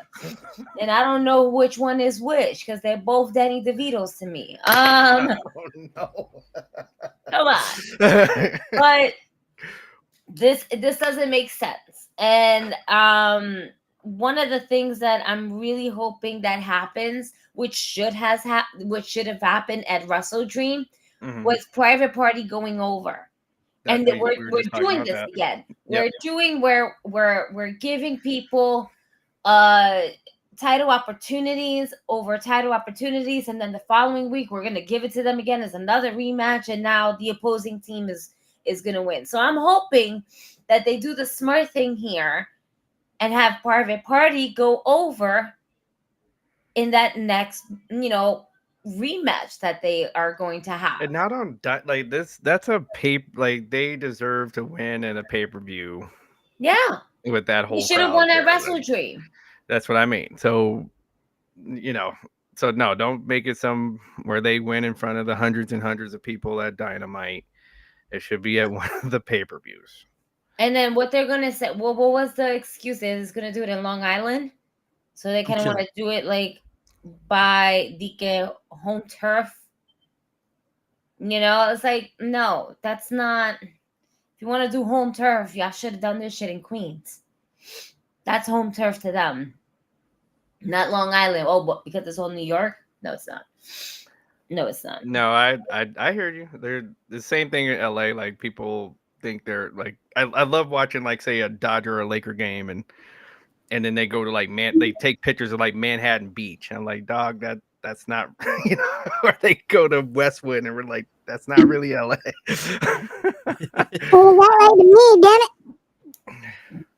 Uh-oh. You finished beating up that kangaroo? Yep. My apologies. My apologies. He told all them girls to go home. What's going on? What's going on, everybody? That's what it was. When the girls knocked on the door, he said, "Oh, I gotta handle this." I told y'all don't come. I'll be coming in my shit, but we got the podcast going on. Did you bring my money? Where my money at, bitch? Word. See, that's people don't realize that I got the inspiration from Ray when I did the award-winning line, "Bitch, is my money." I was just copying Ray because I heard him say that shit to somebody. I got an Academy Award for that line. You weren't supposed to tell the secrets. But it's just Hey, us Ray, four. you see the shirt that I'm wearing? That's a nice shirt. It is. Yeah. It's a 4-win knucklehead shirt. You know what that means? It means that I'm wearing my shirt, Raymond. Where's your shirt, Raymond? Wear it tomorrow. Where's your shirt, Raymond? Your shirt, Raymond. I can't wear it tomorrow because we don't got to show tomorrow. I could just wear it. But We're gonna have to get Penny. We're gonna have to get DJ a shirt so that way he can wear it. Word. And then we could be like, we're gonna ship DJ a shirt. So I can model and that's fine. You'll wear more than him. Word. This is just gonna be fucked up. But getting back on the subject, this is the AEW's been doing bad with that. You're right. All of their champions are heels. All of them. Their tag team champions, Young Bucks, heel. Mercedes Moné, heel. Takeshita, heel. Heel. That was a good decision, though. That was I said that he deserves it. Yeah. No, he deserves it. But he's still a heel. That's one of my favorite wrestlers in AEW. Okada, heel. Jack and they Perry. turned him heel. He was like one of the biggest baby faces. Let's turn him heel so we can give him a title. Word. Mariah May, heel. Jack Perry, heel. Yeah. John Moxley, heel. Yeah. Jericho, heel. Yeah. Athena, heel. Yeah. Who the fuck are the Ring of Honor? Ring of Honor. Abba Ganoush 1 and 2. Those are baby faces. Sammy Guevara and Dustin Rhodes. But they're not shown on TV, so they don't count. So they don't. And now that Jericho has the title, he's gonna show it off on the title again. And then that goes back to what we were talking about a couple weeks ago, Ray, where we didn't want the title on Jericho, but it looks like all eyes needs to be on Jericho. Or have the eyes on the ROH title. And what was the point of giving Jey Uso that Intercontinental Championship if you were going to do him dirty like this? We knew that was coming. That's why. We knew that was coming, though. Like, because I also saw that today. Someone saying, "Oh, why did they have Mark Briscoe retain to then lose it 2 weeks later?" I'm like, that's kind of how it happens, though. You can still have a run, but eventually you do lose the belt. No. Horrible, though. That Briscoe shit, I'm sorry. No. I can see that, right? With someone else. But the fact that it was with Jericho. Yeah, that's where it's just like, he couldn't have lost it to anybody else. Like, pretty much anybody. He could have lost it to Big Bill. Big Bill. Yeah. Yep. Build up Big Bill, build up Bounty Keith, build up anyone else. But anybody else in that faction. I'm just like anybody else but him. Hey, this man is not. I didn't know his name was Big Bill. I thought it was still Big Cass. Yeah, whatever his name is, the tall guy, big motherfucker with why is he wearing different colored Timbs? Like, yo, bro, get the regular construction. Yeah, my guy wants to be different. He wants to be different. I hear you, but them bright ass green shits don't work with those blue jeans. But also, sorry. Question: why is it an issue that all the champs are healed? It was just a question. It was like, why? Because I honestly, when I heard it, I was like, I don't think AEW realized that the champions are heels. No, because it kind of feels like he's a placeholder champion. But that I was about to say why. I feel like when you're booking your champion, what have we noticed with a lot of the people that end up fighting for the title that ends up becoming like the better part of it? The owners love him. No. What did we say about Hangman when he before he he's became white. champion? God damn, Gigi, what did we say about Hangman? He had no charisma. Oh my God, my light fell. That's that brujeria shit. I'm out. That was it. Didn't even see that. Wait a minute. Please hold. What happened here? What happened, man? You by yourself, Gigi. What do you mean? Oh no. Here, look at the logo, you guys. There you go. You want to look at something, look at the logos. You ain't going to look at my house, but you're going to look at the logo. All right? That's great. We get a YouTube button right there. There you go. Boom. Oh my God, that was fucking hilarious. I'm just like, oh shit. But what I was trying to get at, I don't know what happened. Watch your words, Ray. You talk about Hangman again, somebody's gonna be pissed in that house. Okay, so any other challenger. But no, the big thing when it comes to baby faces, a lot of times with AEW, sadly, the chase is what we're more interested in. Yes. But in order for the chase to happen, it has to be the baby face chasing that dastardly heel. I was going to talk mad shit about Hangman Adam Page too. What do we think about Hangman Adam Page? Fuck that guy. That's what we say. Because that's what Toe kept saying. I'm like, God damn it. I think Gigi knows the answer, hopefully. And it's like, nope, she's about to just shit on. I'm like, DJ, do you know what I was going to get at? But you know, Someone help me with this. But no, the chase is better than the actual title run itself. I mean, but here's the thing though, with the chase, just on layman's terms, we're gonna do a sports analogy. Yeah. Mm-hmm. You have the marathon run, Mm-hmm. the Olympics. Mm-hmm. Mm-hmm. When you finish the run and you come in first place, that chase of winning gold, what happens after you finish the race? You go to a pedestal, they give you the gold medal, and then for a year, you're a gold medalist, and then you defend that gold medal again 4 years in the Olympics. Yeah. They don't instantly go, well, you know what? That was a good race. Let's do it again. Take that shit away from them. Let's do it again. And it kind of feels AEW's going, we love this race so much. Fuck him as champion. Just take it away from him and let him run after it again. Yeah. And just keep fucking doing it. At one point, we're going to be like, nigga, okay. Oh, okay. Okay. Well, and also it's whoever gets hot. Like it's like, so somebody gets hot for a couple weeks. I think he should be champion, and then they hate make him a heel and put the belt on him. You know what I hate about this? That it's like, I hate that I have to say this because I still work there. It's an independent style of, ooh, I got a new toy. I'm now going to use this one, and it's like, I hate when promoters do that because I'm like, we just built someone, right? Like a little inside baseball here. A company is trying to build up their heel. We're like, oh, we're going to build it up to take it away from this nice, very baby face we just gave a belt to. Right. It's like, boom, we're going to build this up. But they're already like, oh, man, I really like this new baby face we brought in. He needs to win the title. I'm like, calm the fuck down. Let's build one, and then we get to the next. But you know what else? You know what else we're missing, though, Ray? What? You know who else chases that title? Oh. The heel. I know people love Bianca chasing the championship. Yeah. WrestleMania. Yeah. Like the chase was dope. But then when you had somebody that can go after her and wrestle with her, that heel also got a chase for that title. MJF chasing for the world title was phenomenal.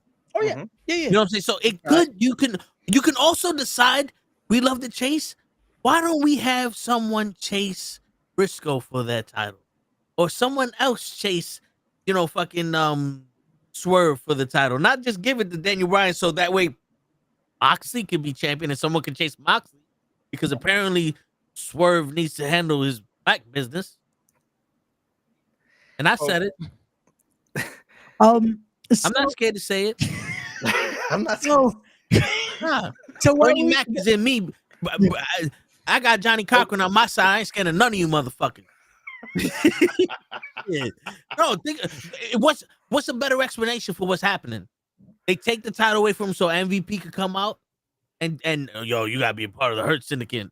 the whole black crew. If that's not the biggest, we need him to deal with the black niggas. And I don't know what is. Jesus. Tell me, as much as people want to see it, tell me that's not what's happening. That's definitely part of it. The other thing, like you said, like the heels that we like to watch chase are the heels that are just destroying people, or they're like MJF where he's kind of like Roddy Piper. Yeah. But other than that, we want to see a heel just destroying people. So one of the things that AEW again has painted themselves in a corner is that everybody weighs 215. So there is no so that has any kind of gets any kind of airtime. Yeah. So it's not believable for Yuta to be going around destroying a whole roster. That's not it's ridiculous to even think about. So that's that's another one of the issues. You don't have enough. There's not enough varies and sizes of people and characters that get airtime. All the big guys, like they make them look very weak. They make them look weak. Yeah, that's crazy because AEW is almost like the opposite of WWE. Their big guys are the weakest ones. Like Damien's got a question for us. Oh yeah, all right. He goes, I hate to change the subject, but why is it that people are hard on Triple H? Pause. About racism and not on that, like when the last time we seen a woman AEW World Champion of color like Thunder Rosa and Nyla Rose. Because the storyline that took forever with Tony Storm was actually a good one, and that one was beyond color. But no, that's the excuse with it. Yeah, but also how many they got? One of them they put on ROH and make her stay there. one of the great ones that they had too. Yeah, and right. They were like, nope, you stay at ROH and you can't do anything else. But meanwhile, they are doing something great with her though, because they just crowned her longest reigning ROH women's champion. That's wonderful. Just champion in general, because that is she broke Samoa Joe's record. She broke Aries' record. But for a show that nobody sees. Yeah, that's true. I was about to be like, but bro, God, I mean, damn it. And they're about to do something, but I'll talk about it off air. They're about to do something with our. No, we get it, but the thing is, it's like, all right, I don't want to say Mercedes Moné is a champion because, let's face it, she's another placeholder. Mm-hmm. Mercedes Moné is going to be champion until they find someone that's going to be a star, right? Because I'm pretty sure, and that she's willing to lose to. Yeah, the answer to your question about racism is that we still have Willow Nightingale in our back pocket. Yep. Because I honestly think Willow Nightingale is going to be the next one to be champion. As opposed to the WWE, they just was like, Bobby Lashley. He's black. It's okay, give it to him. Right. All right. So what we going to do with him? We just got Brock Lesnar back. Drop the fucking title of Brock Lesnar. But what about Kofi Kingston? All right, yeah, fuck it. What we gonna do with him? We just got Brock Lesnar back and Fox 5, baby. Let's do this. Drop the title to Brock Lesnar. You see the difference?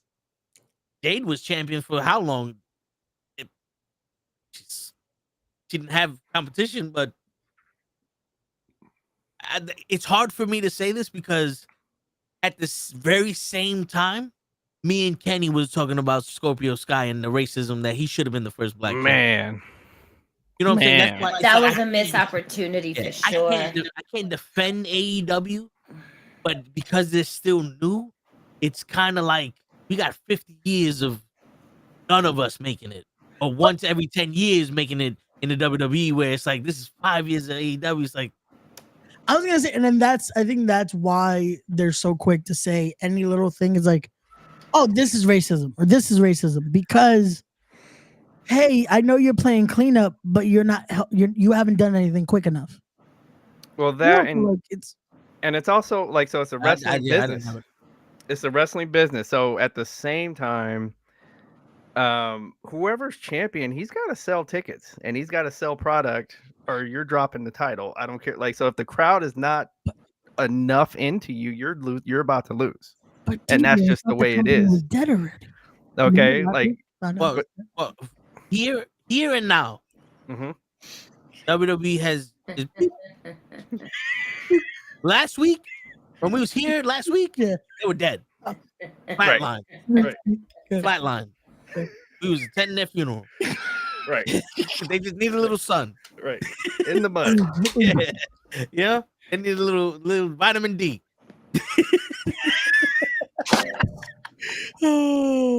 Fuck that. And Big Nick, when you do that, you ain't got the answers, so I need a couple of exclamation points after toe. I need you to sound like Kanye West when you say that shit. You ain't got the answers, toe. Like, that's how I need to feel it when I read it. Gotta give him that house sway. Word. You ain't got the answers.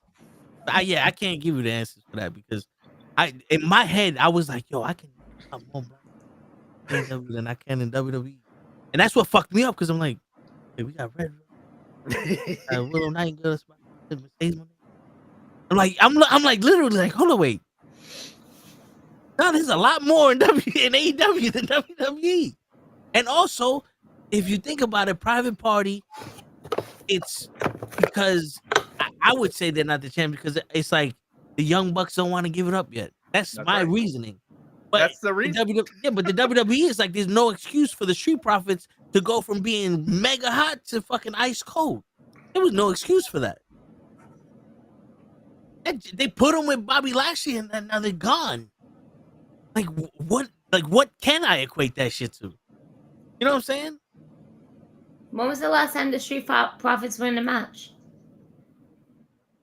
Was it Friday? Was it recent?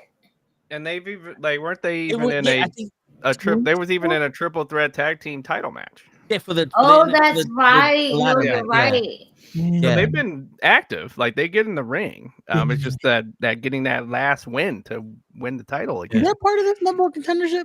That's why we got DIY versus Machine Guns tomorrow. That's right. No, the number one contendership. Right, because because they kind of just Dawkins without saying it's a tournament. They thought that they got the W and they didn't. Because they got the wrong guy. Right. Yeah. So that makes sense. You know, they still have some, compelling stuff. They just that last give me the 3 count with the title. And that just hasn't. They're kind of like their Buffalo Bill kind of stuff is happening to them right now. Big Nick, just because I want to answer this question and I want to be a dickhead. The answer to your question, name a top babyface in AEW, is none other than Chris Jericho, the learning tree, the greatest wrestler in the history of wrestling because he's making you believe he can't wrestle. You know the answer to this. You know the answer to this is Sting. It's always Sting. He's coming back. Fucking Sting. Retired or champion? What? Let's be real. That Swerve title reign was boring as fuck, though. The Swerve losing to Bryan Danielson was boring as fuck. But man, his run for the title was good. Yeah. But I think they turned around and was like, look, we got a black one. Now let's go with the Moxley story. It doesn't look right when a skinhead fucks up a black guy. Get the vegan. Give him the hippie. Yeah, that's even better. Yeah, the hippie vegan. Jesus Christ. Give him the hippie. I'm fucking deceased. Jesus Christ. Erroneous on both counts, Big Nick. I swear I see his name and I'm like, don't say it. That's what I see. Like I'm even when he likes my stories, I'm like, why does a Big Dick? What? Like, why did you name yourself Big Dick? Oh no, it's Big Dick. Big Nick, not Big Dick. Wow.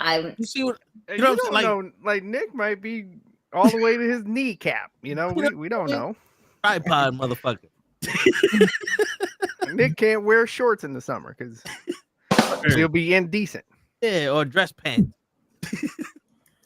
I thought we were talking about wrestling. What this is what I came back to. happened?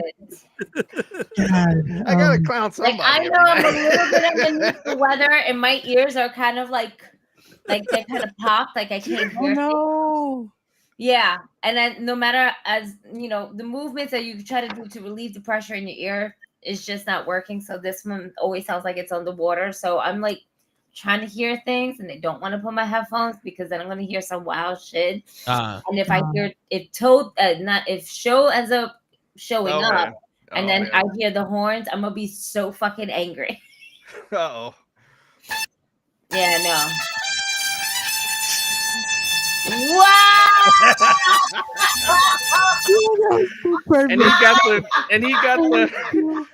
belt with the eagle, belt. Oh shit! I got a drink. Oh, does it got a bebida? Oh, I got no drinks in it, but Oh my god!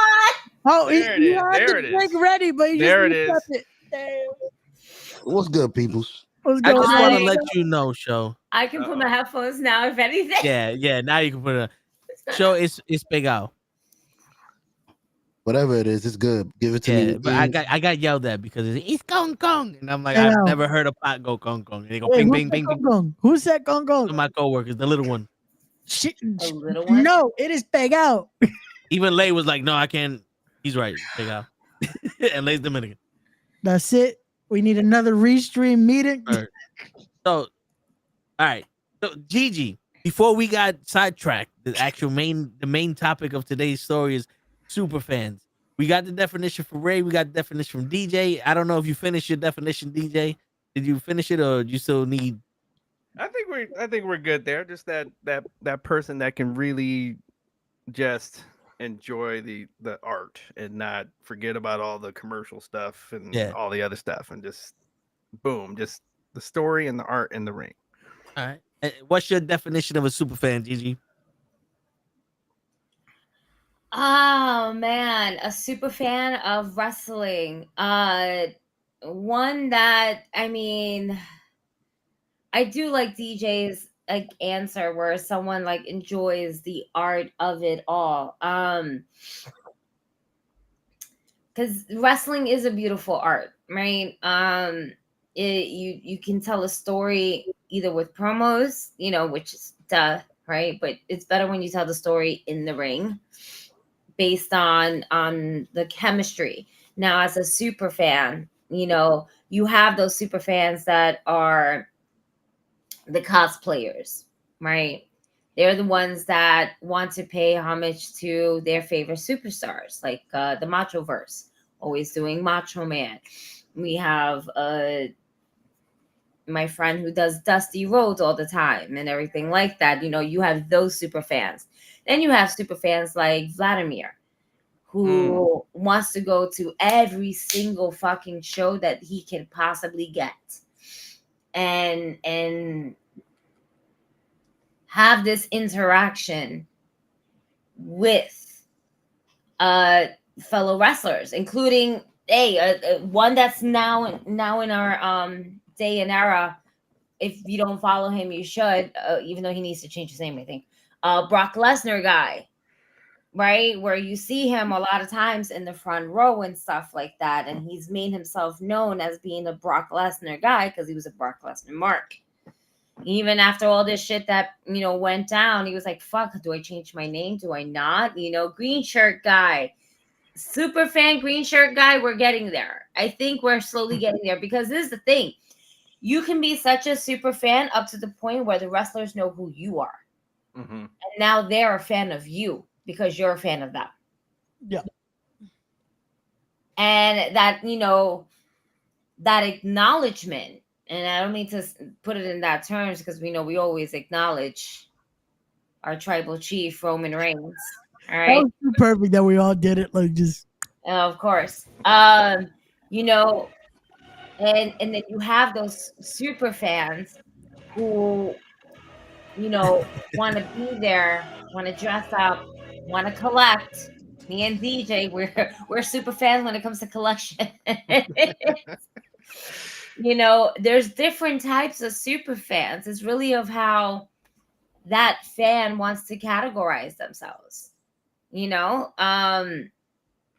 because there's so much, like, enjoy wrestling for what it is. A super fan is someone who enjoys wrestling for what it is, through the ups, through the downs, who watches WWE, who watches AEW, who watches New Japan, who watches CMLL, right? CMLL. Yeah. All right, there we go. Who watches Lucha in different fucking spots, who watches independent wrestling, who watches and wants to be a part of it in a sense of way where it's like, I'm part of the show by being a fan there and screaming and booing. That's right. They're my good friends in the back, you know. Yeah. You know how many times I boo the shit out of Ben Rutan, but then after the show, I'm like, even though I'm not supposed to like you, cool, what's up, homie? You know, like you're that super fan of their work because of what they do, what they leave in that middle of the ring. Yeah. But it shows you, even there, kind of, it went perfect with the definition I gave earlier. You still have, and I know Toe's going to fuck me up for this, you have respect for the craft. You have respect for what. No. Yeah. No pun intended to your, whatever. Every hour, he has to turn around and he has to plug his fucking show. It's like, I'm not trying to plug if you want to watch Respect for the Craft, he's on every fucking day interviewing wrestlers, indie wrestlers, professional wrestlers. And who are you interviewing today? Company owners. Like there's a show coming up in November 8th and November 15th. We Are Wrestling and Titan and Win and all these other companies that he Arrival. Like, he interviews so many wrestlers. You could go to his show. It's Respect the Craft, and it's on YouTube. The link is down below, and you can watch him. And he just did an interview with somebody. You can watch that after you get off of this fucking show. And probably tomorrow he's gonna interview someone else. Just more than one person. Somebody is one. People. There you go. And he also does the fucking commentary for all these shows. He sits there. He's going through things, but he still promotes all the shows more than most people. He does his own dream shit. At every hour on the hour, he got to promote Respect the Craft. Not once did I hear him say, "What's up, show?" Even though show is muted. Damn, Joe, I've been this whole time. He did it again, and I had a button for him. Girl, fuck you, Mama Weber. Stop plugging the show. We already know that you famous, and we tired of it. That's right. Is this the fucking worm like you? Huh?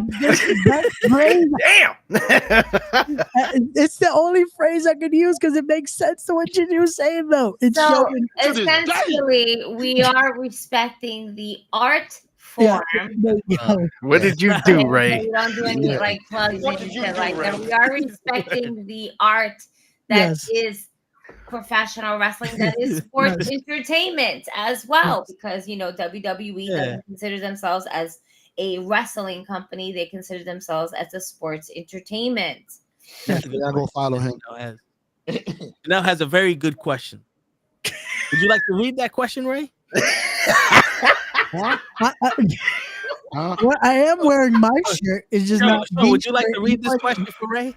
Janelle, I need you to rewrite this question because apparently he is wearing his shirt. So I need you to just. Well, this is my shirt. Specify it. Specify what type of shirt is he wearing tonight. It is brought to you beat around the bush type shit. I mean, he brought you my Echo. Like I got my shirt on. It's just. I got my shirt on too. Yeah, he promotes his show. He wears his shirt. Got her shirt on too. Oh shit! Hey. You got the nice jacket on. Look at that. Show is fucking promoting. That does look tough. I didn't think it was gonna look that good. Very nice.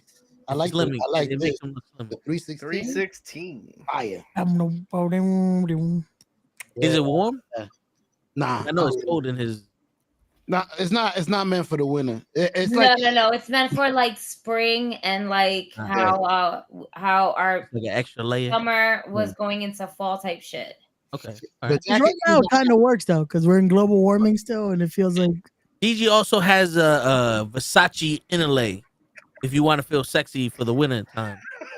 when you buy it, it's gonna be $300. But because it's you, there's not gonna be no Versace in it. So pay the extra money for nothing because you need to help our girl Gigi out. Yeah, that's right. You may not need the money. And somebody actually bought a regular For the Win shirt. So shout out to you who bought that. I appreciate it. Word. So, and just because, fuck you for not wearing it to Comic-Con. That's right. Thank you for buying it and go fuck yourself. Yes. So, like, I guess that is basically my definition of a super fan. It's really based on the fan themselves of what type of category of a super fan that they want to be. There's so many, I guess for me, there's so many different meanings per se of what a super fan can be or how one would consider themselves as a super fan. You know? Yeah. I feel like I'm a super fan when it comes to collections. I'm a super fan of one particular wrestler, which is Lita, because I grew like that for me was amazing, you know. But that's just me being a mark for her, so that's different. But that counts as a super fan. Let yourself being a mark. That counts. No, and that's when I met her, I marked out, and that was the first thing I did. I was like, "Oh my god, you're my fan!" I'm marking the fuck out. Oh my god, I'm so sorry. I don't mean to mark the fuck out, but it's you. My god. And I tried that's all right. Earlier, but I feel like you're supposed to again, because now it's used so much as like, oh, you shouldn't be a mark. You shouldn't be a mark. And there's times where, yes, maybe you shouldn't be a mark for like in that sense. Mm-hmm. However, you should still be a mark for wrestling. Yeah. If you're in the business and you're not a mark for wrestling, there might be a problem. Right. Because if you're not in love with the business and you're a part of it, this might not be the business for you. Yeah. Or a character, like you're saying, like a character that really spoke to you. You're supposed to mark out for that character. That's it. That's your character. That character spoke to you. That's one of the reasons why you're here. You're supposed to mark out. That's a canvas. Like that Sting picture right there, that's a canvas. I don't even want to tell you how much it was. It's signed. There's only like so many of them. And when I went and met him, I marked out. Like, and there's nothing wrong with that. I have no shame about that at all. It was worth every dollar. Worth every cent. I fucking was shaking in my boots when I was holding that picture with Hogan. See, and I told Ray, like, this is what it actually got me to think about this question, because I saw these wrestlers at Comic-Con and I'm looking at them like, oh shit, Jake the Snake, all these people, and I'm like, I don't want to pay $80 for a picture with them. Yeah. And it's like, it's not like I don't appreciate them as wrestlers because I'm fucking fans of them. Mm-hmm. But full disclosure, Jerry the King Lawler fucked up all of that for me at another Comic-Con. So that's why I don't go up to him no more. But you still like him better but I'm like, yeah. So I'm like, oh shit. Am I not a fucking super fan? Like I thought I was because of my knowledge and how long I've been watching this and all that. Hey, maybe I'm not a fucking fan of it. Even the Black Ranger. I was like, oh shit, the Black Ranger. $80 for an autograph? You gotta be out your fucking mind. Now when they start asking for money, like, so, we got our man John, he's, he was talking about WrestleMania tickets here. Now that's different, right? Like now you got to measure being an adult, and how much of this am I about to mark out on? Like how much of this, so no, that's different. Like I wouldn't question your fandom when you're trying to be responsible with your money. Yeah. And John, just to let you know, wait till March. And everything comes back to normal. Like, remember, these are pre-sale. This is the pre-sale prices. So they're trying to, this is the hyped up prices. Yeah. Don't do it. Okay. Just wait. March, you will see the shit at the regular prices all over the stadium. You're fine. Just hold on. And it's Vegas, so you already know Vegas, everything is expensive anyway. So right. And that's a big what I would recommend is start looking up your travel for Vegas. That might be the best bet right now. Right. I already got my hotel room. Yeah. So I have my hotel room already. I will be there. I will be there. So if you're gonna be there, I'm gonna be there. I am 50-50 because I might have a booking out there already. So we shall see. We shall. Nice. I am. I haven't thought about it yet. But he says there are certain times he has a workout moments in wrestling and gets criticized. John, I want to tell you this as a man my age, grew up in the era that we grew up where everybody talks shit. Listen to the criticism and see if what they're saying has any merit. If it has some merit, then try to take that into consideration when you do work out. If it doesn't, fuck them. Because sometimes people criticize you and it's to help you get better, and people can't take criticism that way, that well. So step out of your little, ego. Not saying that you have one, but most people, when they can't take criticism, they have an ego. Step out of that ego, analyze the criticism. If there's merit, then change what you feel like you could do better. If not, then fuck them. There you go. Girl, fuck you, Mama Webble. Mama go, Mama Pinga. But yeah, also for that conclusion, like I was telling Toe earlier, though, I feel like it's a situation of sometimes also you could just have that love for the talent and not have to have the crazy reaction either of like, oh shit, I got it. Like we had someone like that Saturday in the locker room. Everyone, even workers, were like, oh man, I love your work. Having to take pictures quick. Like, oh, let me take a picture. I saw him, and because he's talking to someone, I'm like, I'll talk to him eventually if I talk to him. And he sees me and he's like, hey man, nice to meet you. We shook hands. That was it. End of the night, he's giving me a little critique on my commentary. That was it. Nice. I didn't ask for one picture. Everyone, the minute he got there, oh man, I love your work. Can we please take a picture? Or asking, hey, we need to do this. And I'm like, yo, let him breathe. He just got it. It was the Undertaker. I wouldn't brother, if it was the Undertaker, even whatever he just did on his podcast, I still would have been like, I hear you. Okay, I'm gonna take this picture. That was a lot of money that got thrown Undertaker's way. Like, I would have been like, excuse me, let's correct that. That was a lot of money that was thrown at Mark's way. Yeah. And right, that's Mark. I don't know that. Yeah, but and then the other one is Glenn, right? Glenn. Yeah. We just knew he was already though. That wasn't even a dollar amount. That was just his actual belief. So, to be completely honest, right? Like for me, I'm not into politics to begin with. So like my shit that's their personal fucking business. Yeah. What they did on my TV, like the only person I can't say this shit about is Benoit. Yep. Because he's a fucking murderer. He's a murderer. Yeah. But what they believe in, who they talk to, that's my mama always raised me. You got a problem with somebody, that's your problem with them. You know what I'm saying? Like what they did on my TV, memories for life. What they doing now, I give a fuck. That's not in the realm of wrestling. He interviewed him and he endorsed someone that's run this country. I've never been a part of this country, so to me, I don't give a fuck. We're gonna get fucked either way. So do what you need. It's been racism our whole lives. This ain't new. Also, this is your voice matters. No, it doesn't. It doesn't. Your vote matters. No, it doesn't. Because it gets rigged. And that goes with something I was saying before DJ popped up and Ray left. Ray was saying how the super fans for him are the ones that criticize everything and don't really give a shit about it. I was saying most of the time that people actually listen because they're the loudest ones in the room. When Maxine was first starting to wrestle, not everybody, people, one guy yelled, "You fucking suck, you shouldn't be here," and it made news. Right. The rest of the world heard this, but the 99% of other people that cheered for her was muted. Right. Like that's the reason why these people turned into the super fan. They're getting heard. No, or you can even call them the super fan because I feel like we call them the mark, and it's like, no, they're not marks because they're not marking out for this anymore. They're acting like they know so much and that their opinion is the biggest. And it's like, okay, you could be the super fan of yourself because you're not a fan of this. Right. Yeah. No, you just want to I remember when Roman first went solo, right?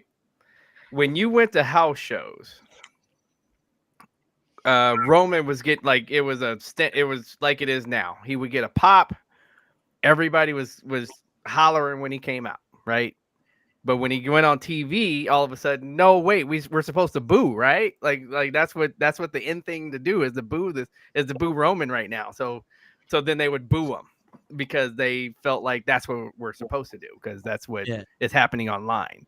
So to go with what you're saying, I completely agree. Like that's what happened with Roman's first babyface run. It's like it was just popular. That was the popular thing to do, and like, but when you went to the house shows, everybody, it was like he was a real babyface. He would get like a big road warrior pop, but not on TV. Show event at Madison Square Garden, I will never forget that. Yeah, what? Oh, because I have 4 seats in Madison Square Garden, and I think AJ Styles won the title that night in Madison Square Garden. Oh damn! I think he went up against The Miz or some shit like that. I don't remember off the top of my head. But Roman was part of the main event, and I was screaming. You know me, I'm a little loud sometimes, and like whenever she speaks, that voice traveled. He saw me, I saw him. I'm like, yeah. He's like,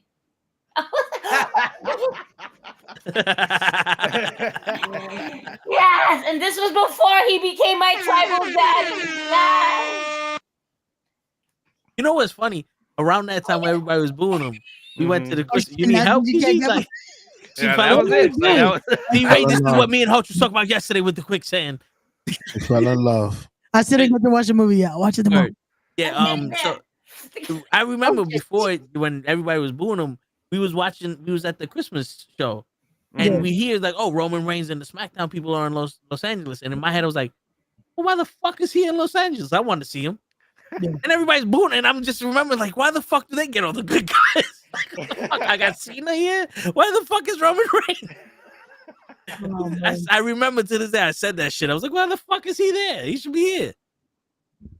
But Joe, yes, sir. You got here early enough to talk to us. Mm-hmm. What's your definition of a super fan? A super fan. I'm a super fan, and this is gonna come with a question because I'm gonna have to leave. To be a super fan is to want to sell your house to make it to the World Series in the Bronx.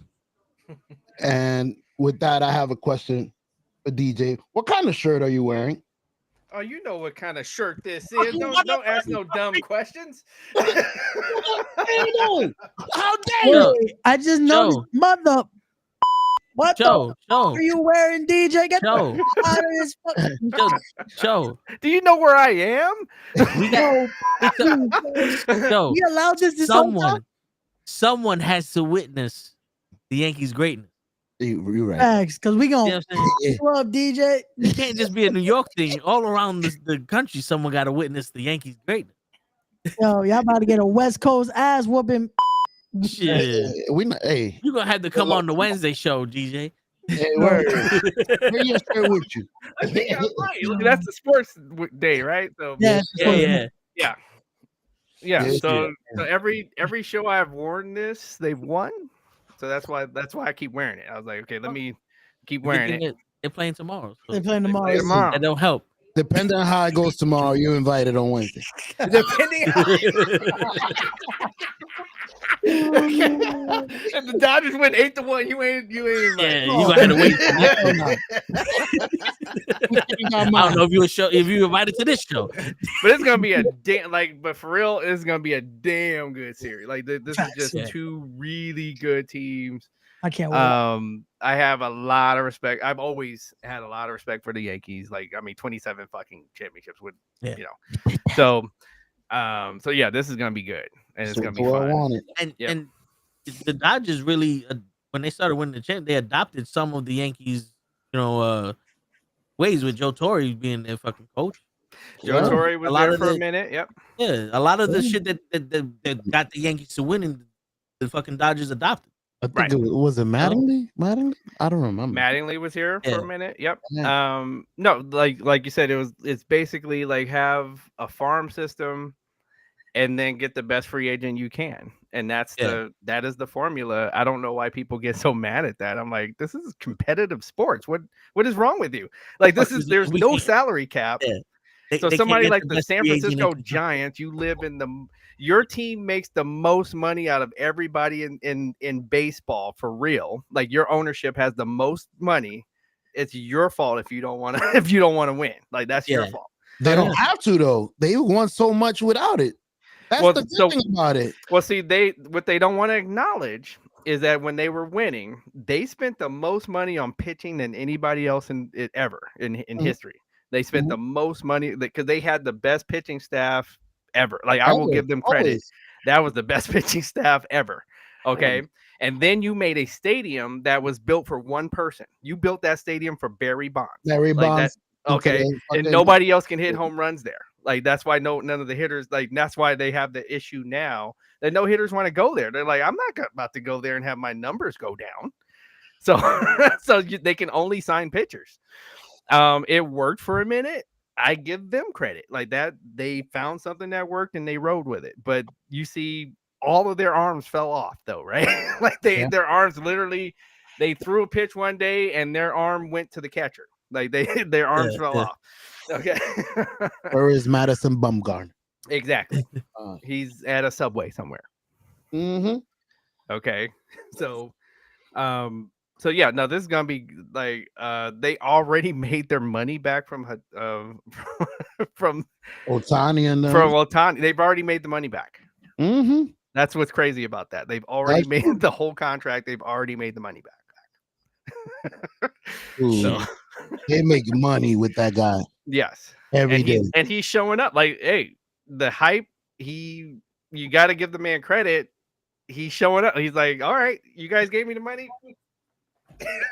And he's hitting the ball. So, and then a shout out and happy trails and rest in peace to Fernando Valenzuela just passed away.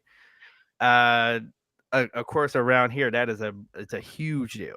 Okay, it's a big deal. If you didn't see the 30 for 30 about Fernando Mania, it's a good, whether you're a Dodger fan or not, it's a great watch. It kind of explains everything.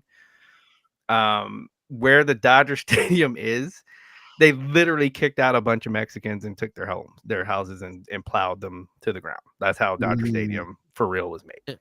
They didn't buy them out. We kill them. We taking them out. They just took it. Yeah. Okay. So, and that's why Fernando was a big deal. Like, here you had this native Mexican that came around, and this man won the Rookie of the Year and the Cy Young in the same year. Like, that shit is crazy. Yeah, that shit is crazy. Yeah, Big Nick, they better not meet playoff Stanton. Ooh. Well, we better be introduced to playoff Judge. That's who I need. That's who I'm looking forward to. I ain't see that motherfucker yet. We haven't got our money's worth. You guys gonna see Kiki? Aaron Judge is that motherfucker. Was like, yo, where's he at? Oh, he had diarrhea. He can't come today. Oh shit. Yeah, that's that motherfucker. Every family out in that motherfucker got diarrhea. Oh my finger on my ring, my nail on my ring finger fell off. So we haven't had Aaron Judge at the playoffs. We've had Ron Judge. We haven't had AA Ron. Yeah. AA Ron. But all right, let's get back to rest. Okay. Joe, did you finish it? Did you finish I am going to have to come on Wednesday. Yo, for real, yeah. You and Hutch, it's over. But Joe, you finished your SuperFan? Your SuperFan for you, somebody's gonna sell their house to get to Mania? Get to basically a SuperFan is somebody that loves whatever it is they watch enough to want to splurge in it. Like buy figures, buy little igloo belts and shit, knowing that you representing the company. Fanny pack. Right. Yeah, fanny pack. Igloo. My man bought a home made of ice and shaved it into a belt, put it around his waist. Yo, it's just simple stuff like that. Dressing up in it. There's people that dress up in it. Yeah, it's just maybe we all super fans because we all indulge in certain things this way. I got a fucking wall full of fucking Yankees. I feel like there's different levels to super fans. There is. Man. Yeah. Definitely is. So could we say that there's a certain level of super fan that's ruining Yes. the business? Yeah. Oh yeah. Oh yeah. Somebody always goes overboard. You know that. Bro, we had one of those in the chat last week. Exactly. Oh no, he was a doctor because he pronounced WWE dead. Oh yeah. He was here in the chat. He was, he was the only businessman here. Mm-hmm. Here. Remember, he was here. He was here.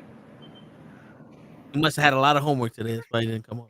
Yeah, I'm about to say he didn't come back. Wasn't ready. we lost King because I made a joke and said I hope he found new friends, and that offended him, and he's gone. Well, I'm sure he found his friend. Well, I mean, He was here. he had to practice that prom. Asking that girl out the prom. Word. I don't like it here. Yeah. Listen, it takes a certain person to like us, but that door that you came in on, you leave in the same fucking door. And don't let it hit you in your ass. Yeah, we appreciate everybody comes and watches, but you can always leave. We don't appreciate motherfuckers coming out here trying to take over the show. No, that's that don't happen. No. They tried. They tried, DJ. That before in the beginning, they tried. Motherfuckers really tried. Oh, they really. they learned the hard way. It don't happen here. It don't happen here or here. Yeah. Over here, you know about it. They not like us. Yeah, all nah, right? for real. So. Definitely not. But then you like super fans, there's different levels to this. We have those who like DJ and myself, we just like collect. All right, we have those super fans that cosplay. We have super fans that are creative enough to make really cool fucking jackets and pins and stickers and everything. We got those super fans too. There's different levels to this. It's really of what is your fandom, right? And what suits you. Now there are fans out there that are not super fans, but they're still fans. Yeah. And that's also, acceptable. It's not that we don't shun the non-believers. I'm sure they'll take their money just as well when they buy a ticket. As long as the money is green, we'll take it. Yeah. We had a lot of people Saturday that were all like non-wrestling fans, but they were just like, "Oh, I've heard of that before." There's a lot of 6 inches that need to be having asses in them. So pause. Man. Well, wait, no, that's what JR says. We gotta put an ass every 6 inches. Right? That's what he said. That's what he said. That's what JR said. Let that freak run wild. I don't care what the character is or what he's doing. If he can get an ass every 6 inches. I'm so glad I've never had to say something like that on commentary. Yeah, you know what? We need an ass every 6 inches. Yeah. Well, was it like I've listened to both of his books. They're actually really good. And that's what I'm not reading. I'm gonna listen to that. I listen to him, and it's his voice. So, really? So that's why I wanted to listen to it because I'm like he's gonna read it the way that he intended it to be heard, right? So, and I would suggest it. Like, go to audio and listen to you're doing something around the house or whatever. Let it play, and he tells some really good stories, and you learn a little bit about what actually does go on when they make these decisions backstage and why people get fired and all that. Like he goes through all of that. Got some good Ric Flair stories in there too. Woo! Yeah, helicopter. Yeah. I mean, you hear about Ric Flair's member and all that. Yo, that shit's got to be the most. Oh my god, that's so crazy. Space Mountain is a very famous rider. Him and Arnold Palmer. You listen. That iced tea be slapping though. I don't want to hear nothing. All right. And he be swinging too. Listen. Oh, Rick, boy, Space Mountain.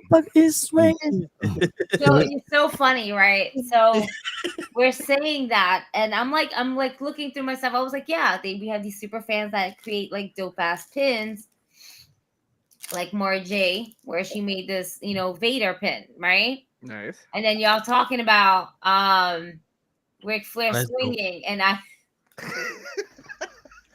And I'm over here being a super fan, wondering if we can make something like this, but of Ric Flair. And oh God, no! Make it, Gigi. Make it. Don't give the idea out. And Rick would go for it. Rick would sign off on it. Rick would sign off on it. I would make it because let it dangle, like a dang-a-ling-a-ling-a-ling-a-ling like that, With a little woo woo woo. Yeah. Woo. Rick would straight go for it. No, let's not put this out there, goddamn. Hands out and everything. Oh, that motherfucker Space Mountain. Yep. God damn. Oldest ride, longest line. Holy shit. So Rick could probably come on the show if we did that. Word. Come on, Gigi. We gotta make this happen. Come on, Gigi. We could make this happen. You can make this happen. Ray, stop acting like a fucking Joshua, Ray. What? Because he's not a Mark. You're acting like a fucking Joshua right now with the. I love these pins, but I refuse to like wear them on my book bag. Well, I would only wear it on my book bag. I wouldn't wear it on my shirt, or I don't wear hats like that. And the only reason why is because if I were to ever lose any of these, I will be beyond pissed. Yeah. So does it make sense to y'all? Because I'm kind of the opposite. I would be reluctant to buy something I don't want to open.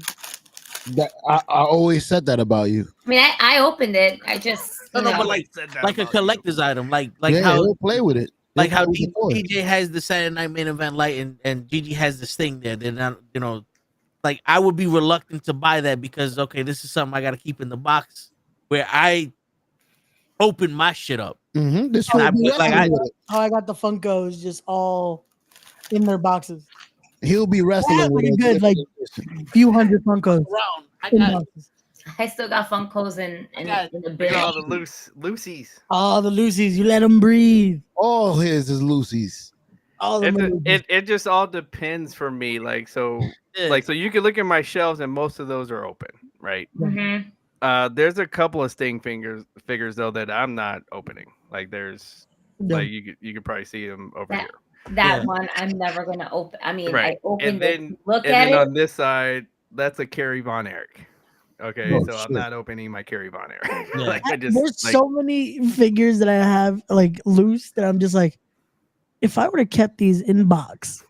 Yeah, me there's too. a lot that are just like when you find out now, because back then like no one cares about this. Right. Now it's just like I have a lot of I have a few on these shelves and I'm like, oh Jesus. Listen, when I get a chance to meet Sting, not Steve, Sting. Because I didn't meet Sting. I met Steve. Okay. He didn't have makeup, so therefore it was not Sting. Yeah.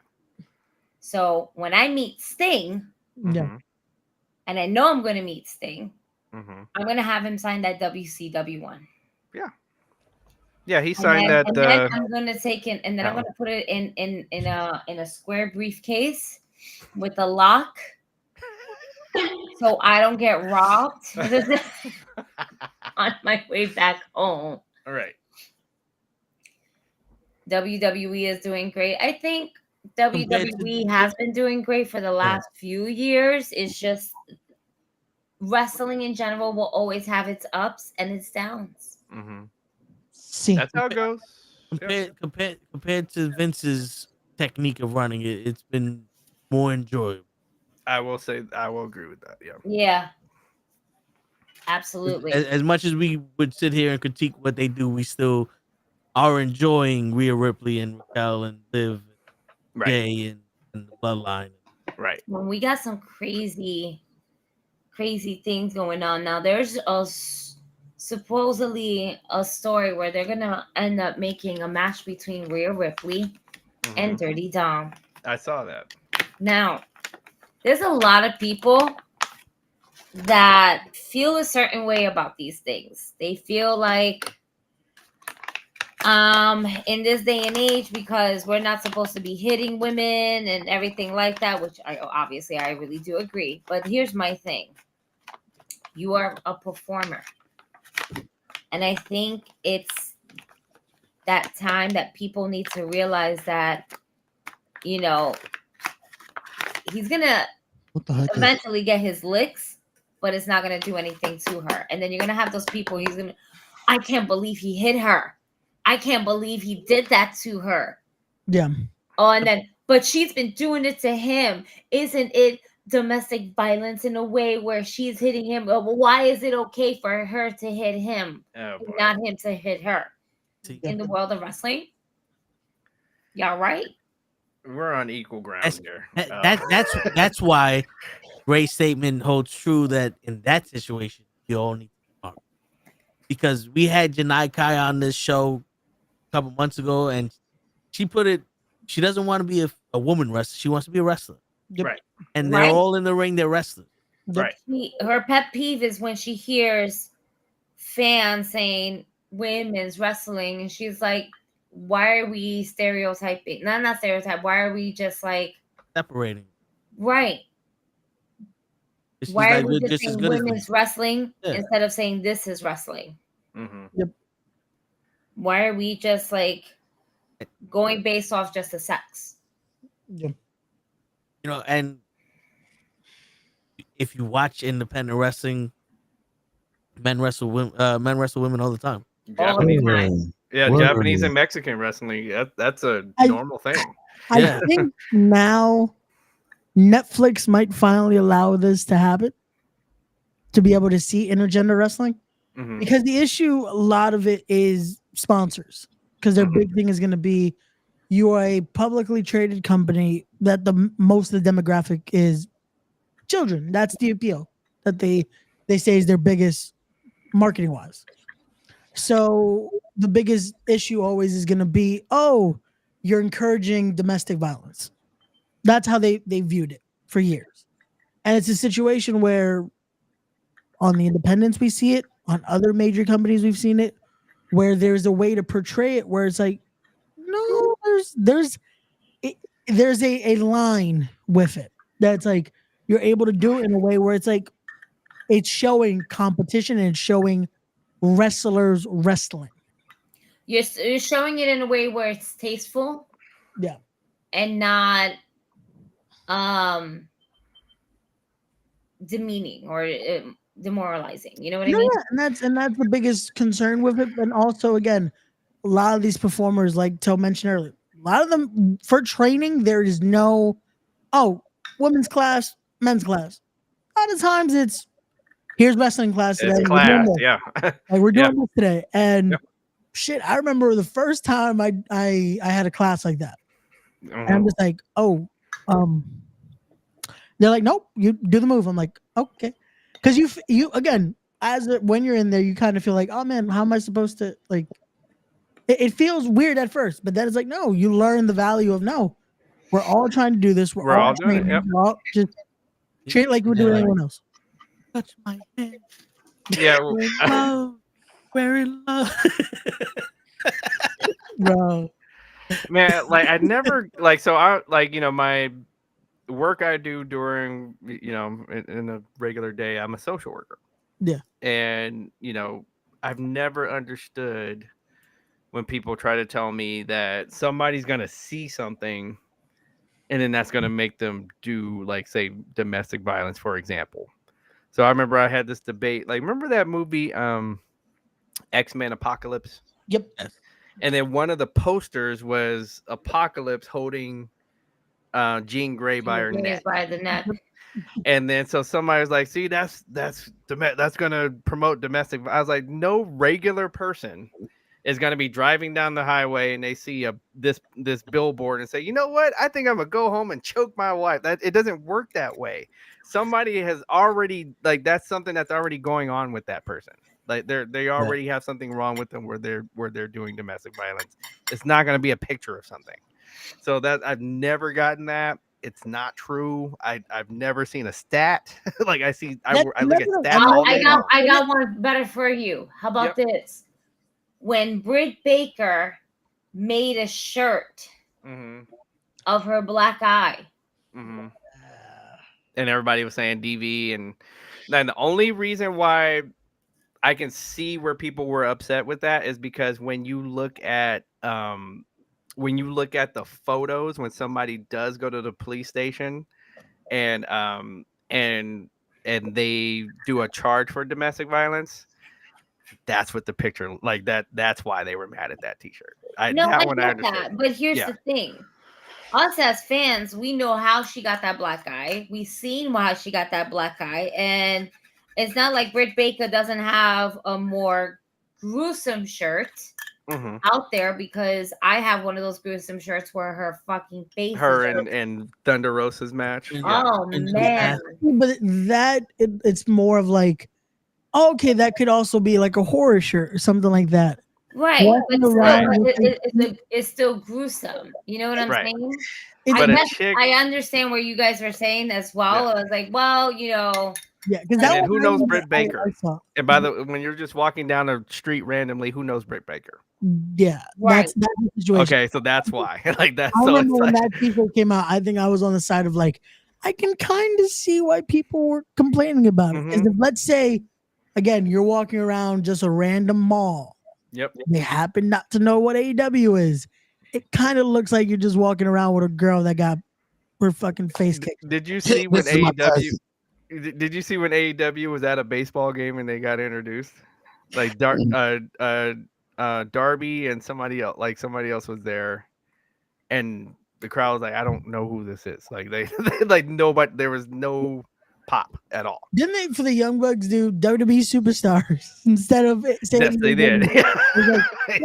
Like, so it's like they're outside of our little circle of people that watch wrestling. And that's the crazy thing. As big as our circle is for us, it is a tiny margin for situation. And that's why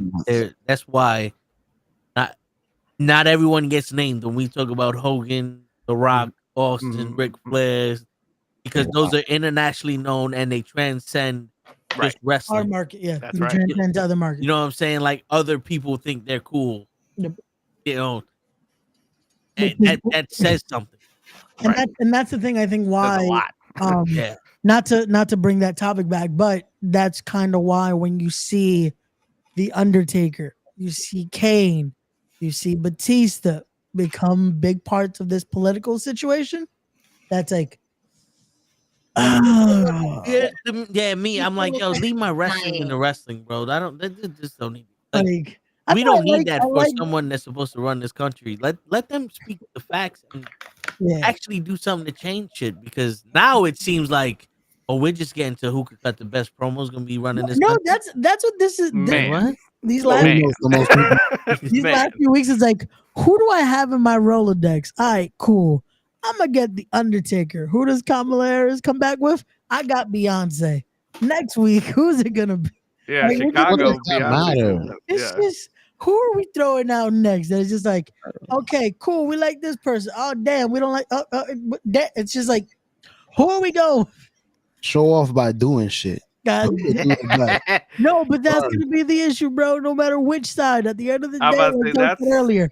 Unfortunately, and so one of my minor in college is political science, and this is just what that's what an election is, man. It's pandering to whoever you can pander to get a vote. Like that's what it is. Like when people say, "Oh, they're pandering for votes," I'm like, "That's what an election is." I mean, you don't like the ninjas? Me neither. Yeah, exactly. That's exactly it. Whatever city you're in, that's what you're just like a baby face. Like you know, let's hear it for the Oilers. You know, wherever you know, you know. So what you gonna do, brother?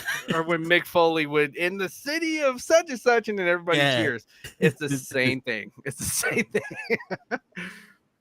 Yes, you are cutting, and as a especially running for president, especially after Ronald Reagan, you're cutting promos. Like that's what you're doing. You're cutting promos. The crazy shit is like you listen to their promos, and like this has nothing to do with presidents. No, presidential shit, but it has everything to do with wrestling. But then Mick Foley comes out, and it's like he's not cutting a promo. Like this nigga really wants to tell this shit to Trump. Like he's like, I hope Trump sees this. Yeah. Like, please, someone show this shit to Trump, right? Because I can't get access to this motherfucker. Oh, because Mick's ready to kick his ass. Like, let's be real.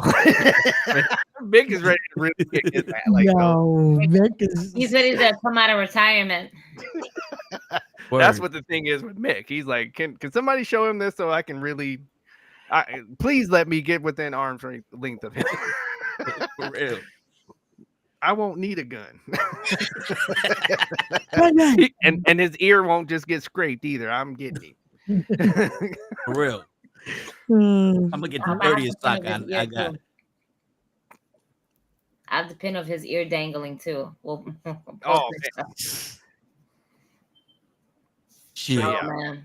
So yeah, when you've taken the classes I've taken and seeing what I've seen and what and just I you know, like I'm not gonna get too political, but just the reasons why some people say they're voting for somebody, I'm like, damn, we don't know civics in our in our country. No, that's what I was saying earlier, because a lot of the people's judgment now on this, I'm just like, if you only knew how much it's just like, this is so.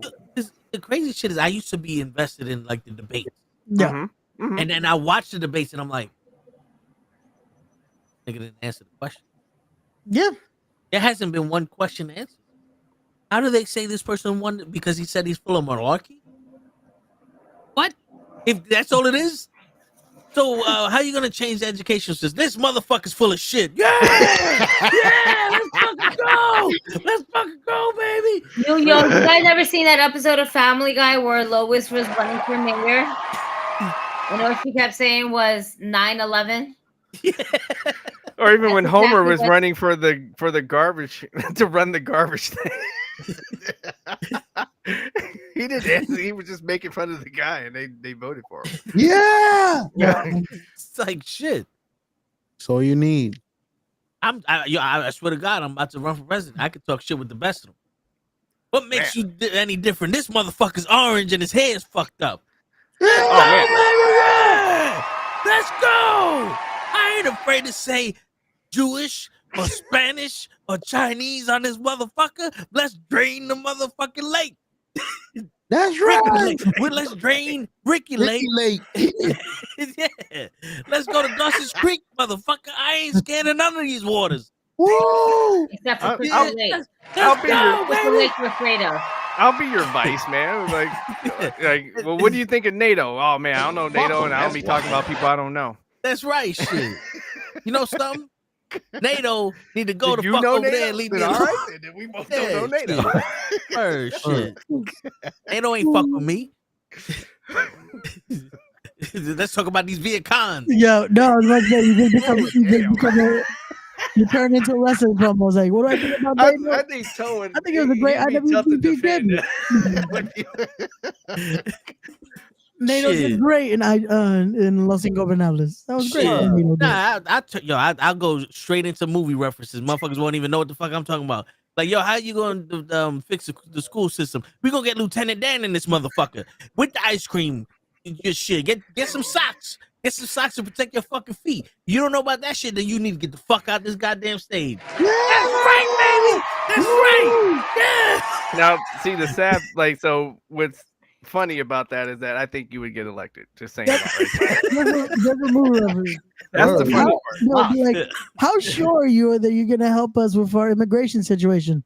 Yeah, ma. Let them all in. Let them in.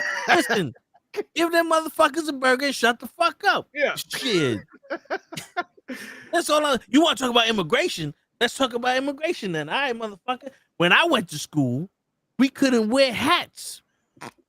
And you want to talk about immigration? We couldn't wear hats. I had to give my hat to the fucking bodega guy for $1.50 so he could hold it for me. A New York Yankee hat. I had to pay somebody to hold it for me because I couldn't bring it to school. And then what you gonna do? You want to talk about immigration? Practice, motherfucker. You want to talk about practice? Nah. Let me tell you about bees on the field. That's some scary shit. I still haven't seen the movie again. I gotta Fuck. People like it. So what do you think about Russia? Shit. Let's talk about Russia. Because you know who ain't did shit for us? Aaron Judge. He ain't win us a game in the playoffs since he started this motherfucker. Why don't we talk about that shit? Where you at, Aaron Judge? You got cold feet all of a sudden? Yeah. How accurate are these stats? These are very, something? Ask Aaron Rodgers. Let's go to you want to talk about Aaron's? Let's go to Aaron Rodgers. Fuck, he's on that Gopi Luau shit. We should ban that motherfucker. Man, I was hoping you were gonna say my cousin Vinny line. Dead on balls. Well, shit. First off, I got somebody from NASA. To fucking calibrate this fucking torque wrench. You feel me? And I put it to fucking tap dead center. Motherfucker, so how much more shit can we put on the pile on this outcome of this case? Motherfucker. Shit. Ooh, I'm about to make a name for myself. I'm running for president. Fuck that. I'm just gonna be like, shut your damn mouth. Every fucking time they say something. That's it. That's Donald Trump. Yeah. Like, this man is short. Shut up, bitch. That is a lot. Like Donald, all he do is say whatever's wrong with him, and then say that's what's wrong with the other person. Yeah. That's all he does. Apparently, Kamala Harris started a college and took all everybody's tuition, never gave a class. They eating the dogs, meats, and never transport the meat to nobody. They're eating the cats. Yeah, they're eating the dogs. What is this, Puerto Rico? You don't have dogs running around. Like, what the fuck? Right. What? I need a hoodie. I mean, just right in the middle of a like. I'm like, dude, just like Barack said, if your grandfather was acting this way, you'd be like, you'd look at your family like, dude, something wrong with him. Somebody get him. Yeah. Word. There's always one in the family where we kind of look at it sideways, like. Yeah, you just made the list. Exactly. Get him. Turn around to your favorite cousin and be like, now I know why they told us not to talk to them. Right. Word. Whose father is this? And why you're not allowed to be in a room by yourself. Word. Don't make no sudden and if that person has kids, then you stay away from them kids too, because they might have got rubbed off their genes. Like, yeah, no, man. You can't play with them. Nope. Be like Jey Uso. There's a reason why we didn't bring him into the fun. There's a reason why we left him out the dark. Word. Shit. Jacob should for you to bring them. I will say this though. When Jay lost the title, right? He lost the title. I liked Solo Sikoa's character coming Mr. Show missed that. He was with us when he lost the title. I don't know. Yep. Yeah. He'll be all right. Yeah.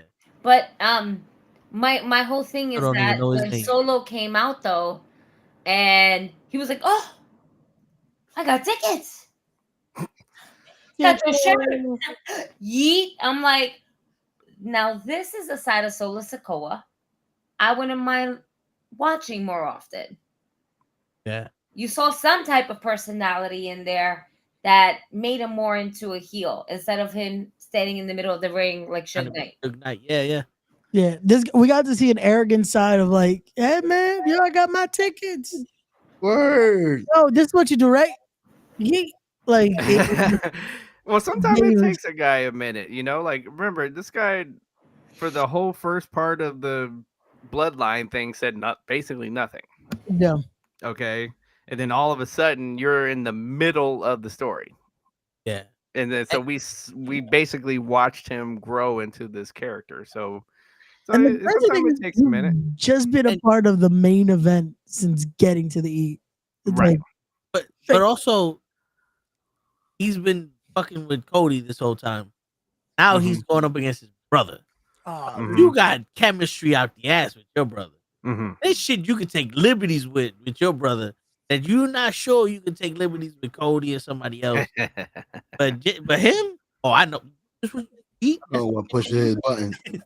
Yeah. Right, and he knows that not only how to push the buttons, but like the chemistry. Right. They're going to bounce back and forth with each other really well. Right. He didn't really have that with Cody. No. And I'm not sure if that was more on. I mean, I'm gonna say it's more on Solo side, since he's still kind of like, not to say new to the business. He's not new to the business, but the longevity between Cody and him. You know what I mean? There's some tenure on Cody. Sure. So I don't know. Let's just see how it plays out. That's another thing, because you can't make Solo look so strong when you keep booking him to lose with Cody and Kevin, like the 3-on-3s and then the title matches with Cody. It's like, how's he gonna look like an unstoppable force and then he's losing it?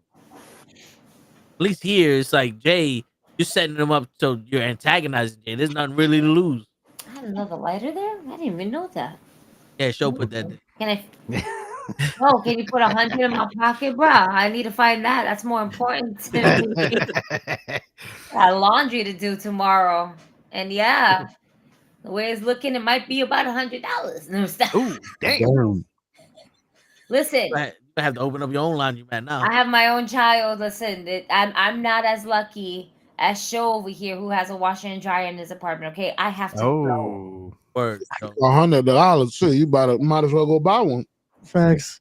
No, Yo, but I mean, we all not as lucky as Ray. Ray just buys new clothes. He doesn't. I'm about to say Ray. Yeah. No, wait, I got a washing machine here. I don't got money for that. God damn. Ray wears our shirt once and throws it out. That's what I heard. Because apparently he never wore it again. Did you wash our shirt? I did. He don't wash clothes. He don't need to wash clothes. Yeah, he just buys new ones. I'm doing it myself a lot less. Okay? And I'm over exaggerating. Let's be real. But still, it's still a pretty penny. I am paying for the convenience of someone folding it for me. Oh. Okay? I don't feel like folding. I gotta pack. A bitch got things to do. I ain't got time to fold. Okay? Fuck that. I'm flying out of here next week. Oh yes, gentlemen, I'm sorry, but I will not be. You know what? I always say that. And I won't show up, or I'm not gonna be here because I'm not gonna be here. I'm not gonna be here. See, I agree with Damien though. All right, I'm not gonna be here. No. She might be on the show, but she's not gonna be here. Right. Yeah. Ray got that Diddy money. I'm not gonna show up, but next thing you know, I'm like in the middle of or outside of nowhere. Yeah. I was like, what? And you still get hit before the show. Yo, fuck you, Mama. Next week is Halloween. So next week is gonna be a very spooky edition of the Nukkle Head Wrestling Podcast. Right. Next week is Halloween. Yeah, next Thursday is Halloween, so we shall see. I'm gonna be rocking my kingpin to work. So Gotcha. Hold up. I can figure out what to fucking do for Halloween. Daredevil got the red hair ready. I do. We shall see. But might as well remind everyone we are going to be live Saturday. Tomorrow there is no Toe in the Show with Ray and Gigi. Hold up, Ray. You did it wrong. You're reminding everyone. You need to remind him. Me no, you changed my fucking show and you don't tell me.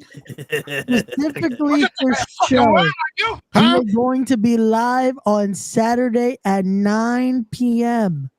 Not 9 p.m. anywhere but Eastern Standard Time. Okay, not in DJs. No. 9 world? p.m. our time. Oh, so. For show to remember that we're gonna be live your alarm ring on Saturday. Remind you that there's a podcast. That means get on Saturday. Yes. He has an alarm, DJ, and he's still Saturday. We're gonna be live with the Toe in the Show with Ray and Gigi. We have a lot to discuss. Are we gonna get in some shit? Word. I might have a drink or two. Fuck it. Bird. And DJ, you're welcome to join us also. All right. Oh, There you go. Hey. Oh, You know, shit. no, that's crazy. Look at how much younger Gigi looks with that mask. Word, that shit looks dope. Wow. No, because the black hair, like the hair on the mask, makes They it look like you lie. got like a short haircut. Oh, look wait. like a little Right. teenager. You really do I look forgot like a about little that. kid. They I lying don't to know you, Gigi. Teenager right I don't now. know why she became a little You kid. know, I thought it was your daughter, Gigi. Oh my god. Gigi has become Lucha Lit Kid. Gigi, wear that shit to work. Oh, shit. That's a blunt. This little kid has a blunt for the police. Word. Yo. I got shit to do. Gigi, don't wear The that funny thing is, Lindsay smoking is what he would do. That is what Lindsay Rado will be doing. Yo, we got a 12-year-old out here. Yes, you wear that shit to work. 12-year-old, you smoking. Happy early Halloween, motherfuckers. Oh, put my song on. I got this. Suck a motherfucking dick. Sucker, you just want You're gonna call CPA on us. Somebody called diapers. You listen, we got 9 more minutes. If we don't go over, happy Halloween, niggas. I ain't gonna be here next week, but I might as well. There's your next t-shirt. With me, be like, yo, Who I you can make supposed to this be? work. I Say can that. get candy too. Say that again, though? I'm gonna find what outfit I got. I got something. I can find something. Oh, you know what? I'll just wear all black. Nice. There you go. She's gonna be Lindsay Dorado for Halloween. There you go. There you go. Lindsay Dorado. That was Ray Phoenix. They had a sale for Ray's mask for like $34. She's gonna be Mrs. Adams. Really? Yeah, the blue and yellow one. I So put almost it- bought it. Let me see. Put it up. You see what? The mask. I didn't buy it. He said he saw I it. thought you was looking at the website. I'm like, let me see the website. I was looking. It was yesterday. And now I you know, I'm gonna being make a him dick. do work. You don't show up and then you make him do work. Unbelievable. Right? You see this shit? No, I don't show up while I'm here. Yo. Yeah, you gonna That's show what up we're on trying to Saturday. figure out. Because you're the only person I've ever seen. You go be on some fucking. I'm here for 5 hours and I say a goddamn thing, and then you're like, all right, I'm out. I've been talking this whole time. This whole time. Make sure My you're high here ass on over Saturday. here fucking singing the meow song. Meow meow meow meow meow meow meow meow meow meow meow meow meow meow meow. This whole time he's been singing. Why I you want to know. speaking? I want to know what your definition of time is. Show. I asked him about his shirt. I was talking. Yeah, he did. He did. Yeah. Wait, My camera's been on. wait, what? You asked about whose shirt? DJs because he's wearing Right. a Dodgers. Yeah. And, And and Jackie Robinson, too. that was 45 minutes ago. I even got your favorite finger sign. Oh, that. No, I'm not really a fan of that one. I got the But- black and gold one in that one. But it's $37. I know. I like that one. That one's not bad. I don't know. I like the blue one, but I don't like it. I don't like this Is it long yellow? fucking ponytail that we got going on over Yeah. here. Because all of remember them that have was it, the fake yeah. hair he had that he wore. I'm not a fan of that one. For $37, shit. I'll become a fan of it. Like this one is 50. Oh, I like the rookie one. Yeah, Mm-hmm. Oh, that one is nice. The fucking Halloween Havoc one. Halloween Havoc? But Yeah. you're not $37. No, it's 52. 50. But still not bad though for a Rey Mysterio mask. It's not bad at all. Shit, that is someone who I still say if I met, I would mark out like a motherfucker. That green Really? shit is fire. Like, Yeah. if I met Rey My cousin Mysterio, just I had it. feel like that's the one that might tear up me. No, up. Like, I agree. that's the only one left. I've met RVD. That was another big inspiration of mine. Jeff Hardy. That was another one. Chavo, which would be the closest thing to meeting Eddie. So Yeah. I've Ray's met the only one Chavo. left. Chavo, most humble dude. So nice. Yep. Shit. I'm trying to see if it works out to get him on the podcast because he's supposed to win in December. So I'm All trying right. to get him on for Respect the Craft. So what if he lost? You wouldn't put him on? Wow. Why don't you get him on this Okay. show? You should have saw that one coming. Because he doesn't want anybody on the show. Disrespect the craft again. Ray, remember. There you go again. What? Fucking motherfucker, bitch. Let's not forget about Ichiban. Okay. I'm just Number saying. one. You know what I mean? Number one, KRS Ichiban. Listen to the one who's in the mask. I know what I'm talking about. Yeah. The young one. Chavo and respect the craft. That yeah. He doesn't want them on our shit. I'm trying to. He thinks we're gonna embarrass him. Why would you think something like that, right? Well, we are. I don't know. Because his best friend is Gangone, and I've been telling him, yo, trying to get him out here. I want to hear some race stories. He's like, yeah. And Gangone follows Gigi, but doesn't know me. I also shared a video between him and Isaiah Wolf that's actually going to be happening pretty soon. Saturday, yeah, and Scranton. Look how pretty soon that is. My goodness.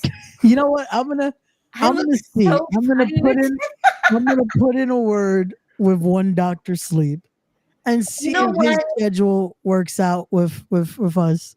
I You know know something, in Ray? that word. This is how I know you don't even know what's up with your friend, because he follows me on Instagram. He also follows me on TikTok. I don't know what. So I'm gonna have to put in a word with on Mr. this Sleep. podcast like We no longer need an you. hour Ray. ago. You what? I left. I was talking to said Dr. Sleep. And you didn't say anything about us, did you? No, because that's he how goes. I called You know him. what? He goes. This is him. This DJ. This is Ray. Let me reenact it for him. Oh, Hey, hello. Hey, what's up, gang? How you doing? What am I doing? Nothing. I'm not doing jack shit. I'm just sitting. Yeah, I did an interview earlier on Respect the Podcast. Yeah, respect. Yeah, I mean, respect the craft. Remember my show? Yeah, I did that. Yeah. Can I chill later? Yeah, of course. I'm not doing that tonight. Oh yeah. I'll play some Fortnite. You want to play some Fortnite? Yeah, we can do that. Because I'm not doing nothing tonight. I'm not doing nothing right now. No. Yeah. Oh, you followed who? Gigi for the win. Yeah, I follow her too. She does the meme things. I don't know, but you know something. Yeah, it's funny. Yeah, the girl fell down and said, yeah. I heard somebody else took that too, but I was interviewing somebody earlier today on my show, Respect the Craft, and and they said something about wrestling. That was cool, but no, I'm not doing nothing tonight though. Yeah, I'm not doing nothing tonight. You know what? I'll call you tomorrow. No, you know what? I'll call you Saturday at 9:00. About 9:15, I'll call you Saturday because I'm not gonna be doing that on Saturday. All right, I'll see you later. That was his phone call with fucking Dr. Sleep. we recorded it. Yeah. That was the Damn, did I forget to unmute my mic? Did you hear me? you did. Damn. I forgot. You should make that a video, Ray, and send it to him. I'm gonna tell him like, hey, this is our whole conversation over the while. Oh no, but I will see, because unfortunately the shoot sometimes does not allow him to do too many of these. But we'll see. We'll see if we can make it happen so he can get on here. And that way you guys can find out the real Ray, allegedly, because every time we have one of my friends, y'all just bury me. So we shall see. We'll get it from the biggest source you can, my best friend. We don't try to bury you. It's the fact that sometimes you bury yourself, because we have to let them know how you are with us. and that's, we're not burying you, you dig this hole, you're digging your own grave and you're burying yourself, and therefore it is not our fault. What did you do, Ray? But we shall. If this happens, he's not even going to wear the shirt. Nope. I will wear it for the interview, because you know what we should try to do this. I'll try to make sure it's at least maybe the week of. I'll see if we can do it the week of, so that way we can promote if whatever load. Because why is Restream doing this right now? So we can promote Mount Olympus. That will be live Saturday night, October the 16th, from Toms River, New Jersey, featuring the 30-person Mount Olympus Rumble, featuring the likes of Steve Pena, Dr. Sleep, Anthony Gangone, Face, Michael Fain, Aaron Roxas, and so much more. Stone Cold Steve Austin. Stone Cold's not gonna be there. Stop telling people Stone Cold gonna be there. Did you say Aaron Rodgers? Aaron Roxas. Okay. I say Aaron Rodgers is gonna take a break from the Jets and get in he ain't playing for him anyway. Sometimes you just gotta make that move. He might as well, just because he ain't doing nothing for the Jets anyway. So. Before we end this show, yes, you guys want to see what a $115 shirt looks like? Let's do it. Boom. That's fire. Not $115 worth of fire. No, it's not. No. That's a fucking But fact. why right is it? Why is it that much? Yeah, why? It's a football. What do you jersey. mean? Why? Here, It's I'm sorry. Like, nah. This That is a for football jersey, but it's not. for $116, because I'm rounding up. That shit says Yeah. 99 at the end. Yeah, Plus it that, does. so that's gonna No. be like. I mean, listen. No, That sir. shit better walk to me when I'm looking for it. Yeah, you see this 4 payments of That 30, shit needs 25? to walk. It's That I should have don't been care how one many payment of payments 30, are not. 25. It should have been one 4 payment of payments 30, 25. of $30.25, 30 American dollars. No, thank you. What is this with the 25% off? Taxes. Still not enough. Taxes. Essentially, you're just paying off the Right. tax. No. I don't know what taxes is for y'all, but it's 10% here. So Hey, Hey, but at least Close you get to to it. earn $1 in the fan cash. wait, there's more. Yeah, no, sir. nah. Yeah, that's crazy. That's crazy how What's the win in it for me? Hogan? Nah, that's not selling me. It's not selling me either. Yeah. Nah, Not that real of an American. I want a jersey like that with him spray painting the N on the side of the. I'm a fight for my right. I'm a fight for my right for my money, because I ain't paying for that. Nope. We'll see you Saturday. Yeah. Yeah, that's disgusting. NWO, damn. They do have his yellow and red hoodie for $34. So that's why I'm like, yeah, I might fuck with that. Let me see that. Oh, let me find it. Stop trying to Jagger swag. Wait, it was Swagger Jagger. What is it? What's the shit? No, I don't. $31. Yeah, I'll fuck with it. I got white and red fucking Jordan 1s. I could rock with it. I would have took the opposite. Yeah. The yellow letters. First off, like the shirt. You ain't taking shit, though. This is my shirt. Nah. This is my shirt. You like this? I like this see one? showing those joggers, like that, the yellow Hogan Yeah. joggers I saw. Oh yeah, the joggers. Yeah, definitely. They're right there. Yep, that's Yeah. show right there. This is looking tight. That show right there. I was interested. I was like, yo, I don't think these will fit me. No. Like even like if I put them around my size, I think this would just wrap around my thighs, and I'll be like, I'm wearing tights. My nigga's wearing yoga pants. Like yeah, like if I was cosplaying as Hulk Hogan 1996 on the card, leaving WWE, going to WCW, perfect. But to walk around with these, I don't know. So what you're saying is that we need to get this for you for Christmas. That's what he's saying. Yeah, right. That's I might have exactly the what he's saying. cosplay as Hulk Hogan next year. I'm just gonna get the pants for you. The hoodie, you gotta get your own. I don't No, want that. get me the booty No, shorts. I don't want the booty shorts. I No, need the booty absolutely shorts. With the Nah, man. signature on there, right there. Wearing those on stream. That gold is going to look like sweat, and that's just not going to look good. I just saw a picture of like they were all forced to wear button-up shirts, and they were all sweaty in the ring recently too. So that's a bad image. I could wear a fucking average Joe shirt and just match. Just be dodgeball champion and Hogan at the same time. Dodgeball Shit. I already got Toad's Christmas gift. John Cena. Mattel. There's nothing in the box. Oh, gotcha. He's in there. He's in. Yo, why is it just So, a yeah. belt floating there? That was weird. Oh, there's nothing in the box. Show left. Because you can't. He It's must have John lost Cena. his connection. You don't get it. It's John Cena. You're not supposed to see him. Oh, okay. I didn't see it got shows in the different. first place. I saw that. I'm sure Kenny already got that one. Yeah. Well, Ray's waiting for his burgers. So. I'm still waiting for my burger, man. But you know what's crazy? Since we're gonna give people shit. Since we're gonna give people shit for coming late on this show, Kenny tells us weeks ago, "Oh, there's no more basketball, so I'll be able to come on the show." And ever since there's no more basketball, he hasn't made the show once. What's going on? Jax, what happened to Kenny? Does he have another secret podcast that he's living with, DJ? Is that what's going on? Did I get kicked to the curb? And He's like, go yo, over there now. Yeah, I gotta be with these white people. TJ, go chill with my friends and let me go with these white people. Real quick. We apologize, DJ. We were the With the consolation prize. Yep. we hope we don't repeat you, my dear.